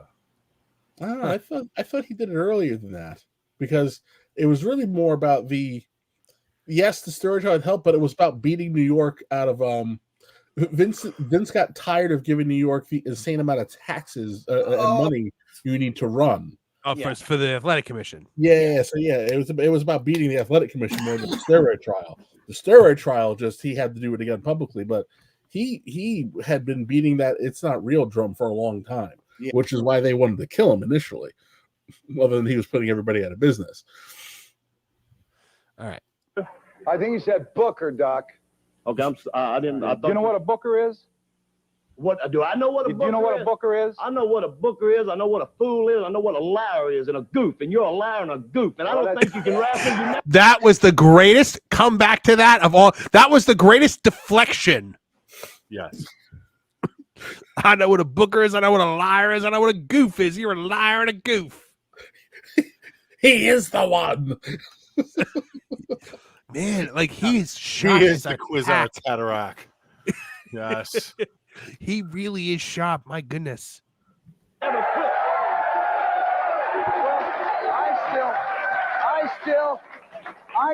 Jim, I still don't know what the blade job is. Tell me what that is. A blade job is where they want you to bleed. So you're in the And fight. I told him I wouldn't do it, and he said, "You're not What are going you supposed to do? Cut yourself with the blade? Right, exactly, to produce the blood. And Can't because you carry a little capsule and break it if you want? no, that I don't know whether that ever happened or not. Schultz probably got offended by that one. Yeah. Mm-hmm. No, they don't do that. I mean, I don't know what he thinks they do. business, but the way they do it now is with a blade. I think you're a liar on that too. I've never used what you call a blade or anything else, and I can make you bleed in less than 2 seconds. I'll hit you so hard. Man, how badly does Schultz just want to fight this guy right now? Yeah. Why? I believe him. I believe that David Schultz is the guy who says, "If I'm going to bleed, you're going to bust me open." I'm sure I'm sure he gigged. Well, he's also taking all of this personally. Yeah. He's looking at this guy like he's trying to take food out of his kid's mouth. You know? Which is funny because he doesn't even like at this point. I think he's just sticking up for his reputation because he's not a wrestler anymore. Right. Oh, maybe. Yeah. It's not like he's saying bounty He hunting. has a lot of friends in the business and shit, though. Yeah, too. well, that's the thing. He's still a member. He's still a brother. He's still a Yeah. member of it. He's still one of the boys, so you're Right. attacking the boys. Well, I love how offended he's getting about this whole thing, as he yeah, should. You know? He started at like 9.5. Yeah. They had to talk him down. Yourself the blade? Right, exactly, to produce the blood. And because Carry a little capsule and break it if you want. no, that I don't know whether that ever happened or not in the business, but the way they do it now is with a blade. I think you're a liar on that too. I've never used what you call a blade or anything else, and I can make you bleed in less than 2 seconds. I'll hit you so hard.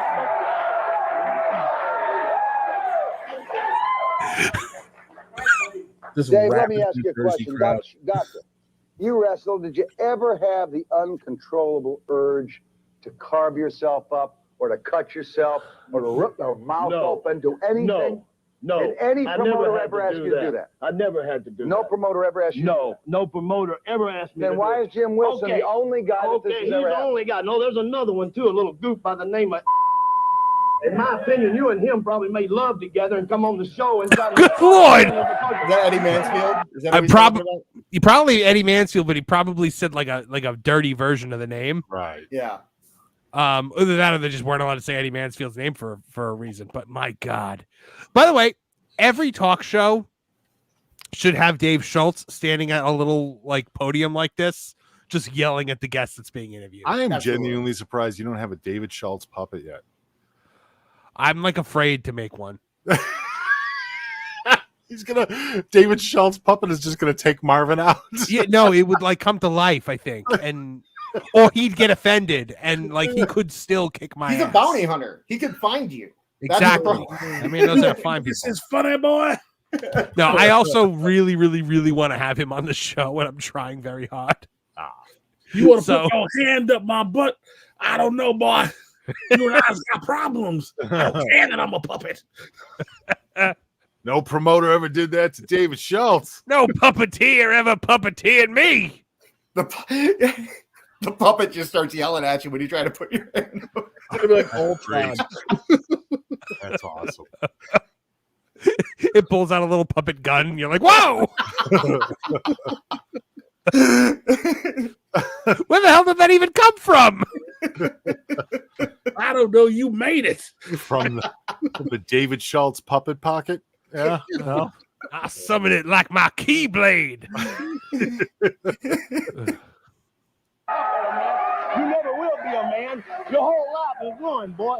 You ought to go out here somewhere on the West Coast. I won't mention the city, but you can go out there and hold hands with whoever you want to. But you climb in the ring, a professional wrestling ring, they'll tie your head up and stick it up your behind and send you on your way. My God. We all know where he's talking about. Because we know the lore. We know the lore. With Jerry Lawler. Hulk Hogan. Oh my goodness. Oh my goodness. Rice-a-roni. It's the San Francisco treat. Let me see. Sir, your name? My name's Dennis Carluzzo, and I'm a promoter. What? All right, I want to say one thing. For years, wrestling. Dennis Carluzzo, Out of the nowhere. former NWA president at the time when Shane Douglas threw down the NWA title. Dennis Carluzzo, friend of Jim Cornette, the late great Dennis Carluzzo. My goodness, the man who trained every promoter in the Northeast in how to be skeezy. Every single one. My goodness. All right, so let's hear what we'll end with Dennis Carluzzo, whatever he has to say. Let me see. Sir, your name? My name's Dennis Carluzzo, and I'm a promoter. All right. And I want to say one thing. For years, wrestling has had that stigma about it with this guy's crying, but it's going to stop these people from going? No. So what are you trying to prove?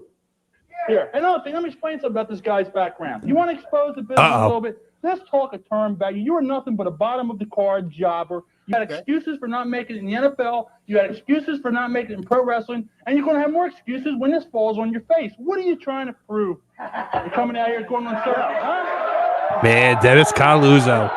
Well, wait a second. On this show, Jim's damn well entitled to say what he's trying to prove. Go ahead. Well, everybody has an opinion, obviously, and these gentlemen have theirs. This is America. Well, I know all that. That's fine. My God. That's fine. If I could arrange a match between you two guys, would that be all right? Yes, sir. Yes, sir. Yes, sir. Yes. Take him on. Carluzzo, book it. Carluzzo is dying to book it. All right, we're going to stop there because we're running out of time, but we will pick up next week at 5 minutes, 42 seconds on this. All right. I'm ready. You ready for what? The show? My segment. What show? What segment are you doing? I need to talk about Summerslam. The segment where we do the last couple super chats, because that's what I'm going to do. Fine. All right. So Last Call Podcast, checking in for $2 with Chris Connor, our friend, says odds that Collision and Rampage dropped in 2025. I would say Rampage maybe. Right? I think if Rampage gets picked up, it becomes AEW ROH. And then you just transform it into Ring of Honor. Yeah, I guess because we were talking about them floating the idea of calling it AEW Ring of Honor. Yeah, I can see that happening. Mish, what do you think? Yeah, I mean, there's a potential for all of this to get mixed up. I know I saw Tony Khan talking a little bit more about ROH having more of a prominent role. I would not be surprised to see him swap one of those out for an ROH show instead. Rampage just feels like a companion show. They record it during Dynamite anyways, so it's already in the can. They just throw it up on air. Collision's the one that they have to work at, and I wonder if they're going to give that a complete new and fresh rebranding in order to give it at least a little bit of a difference from the AEW regular product. Makes sense. Kevin Apollo, what do you think? Yeah, we talked about this a little bit last week. Collision was supposed to be the CM Punk show, and now it feels like it's like the D show. And I don't even think Rampage is actually on the alphabet show. It's just kind of there. Like we didn't want to do the YouTube thing anymore, so here we're going to do this. I think that whenever they get their new deal, I don't think they're going anywhere. I think we got to be unless Dynamite falls below 500,000 people. When you're looking at how we look at numbers and on modern TV, we may sit down and talk about how it's not doing great, but until Dynamite falls under 500,000, they're kind of okay when you look at how everything else is on cable. They're not going anywhere. I just don't think they're going to get a giant amount of money. I wouldn't be shocked if Tony's smart. If he wants to keep ROH alive and viable, then you have to rebrand it and make it an AEW product. I can see that becoming Rampage. Or if they don't do it, then maybe Collision gets turned into Rampage, and you see a third hour of Dynamite. Yeah, I thought since last week that it's very possible that Tony will give Daniel Bryanson, my good friend, Collision after his retirement as a way to keep him on. Mm-hmm. Well, actually, as of recently, I'm pretty sure that Daniel Bryanson wants to stay far away from any kind of collisions as possible. Nope. Just yeah. And finally, Alejandro Melendez for 199, power to the 199, says Dom the Gallant saved Liv from the evil wench. He sure did. Yeah. True love prevails. Yeah, that happened. Not soon enough though, because we at least got to watch her bounce twice pretty hard, which was okay. Yeah. All right. So, all right. We've got look, it's 11 o'clock. I want to go to bed. I'm tired. You've got 2 minutes to do this. All right. I'm going to do this in 2 minutes. And I mean it. 2 minutes. I'm going to time you. Hold on. We're going to count you down, and then we're going to do 2 minutes. You ready? You have to touch on every match too. I'm ready. With star ratings. I'm ready. All right. Hold on. Here we go. 3, 2, 1. Go. It was a good show. If you want to hear my thoughts about it, you can watch my video on my channel. That's it.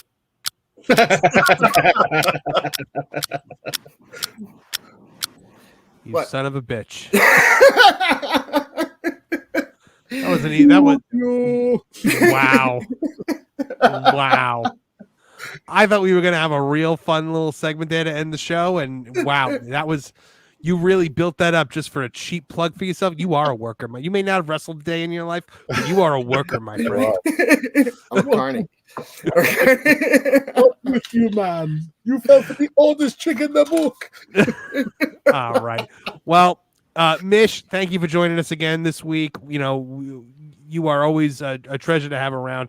Tell more folks about where they can find more of you, more of the soup. Well, I mean, we got Wednesday's show tomorrow. It's going to be myself, Kevin Castle, and special guest Kevin Apollo. What? Hanging out with us. Yeah, doing a little three-way action for the Wrestling Soup Wednesday show. And looking forward to talking about that. And thank you very much for having me on here. I was really excited to come on because SummerSlam was so much fun to talk about, and the Raw after did not disappoint in any way. That was fun to just peruse with. I know I'm looking forward to Kevin Castle's thoughts tomorrow on the show as well, and then a little bit of back and forth with everybody talking about just some other wrestling things going on with Apollo. And yeah, WrestlingSoup.com. Feel free to join us live on the Thursday show, 6:30 p.m. Central Standard Time, 7:30 Eastern, and tomorrow will be 3:30 Eastern Time. And Apollo doesn't have to worry about monetization there. So that's true. So you can get unhinged. Yes, Kevin unfiltered Kevin Apollo. You know what, Kevin? I want you to use your favorite dirty words tomorrow on the show.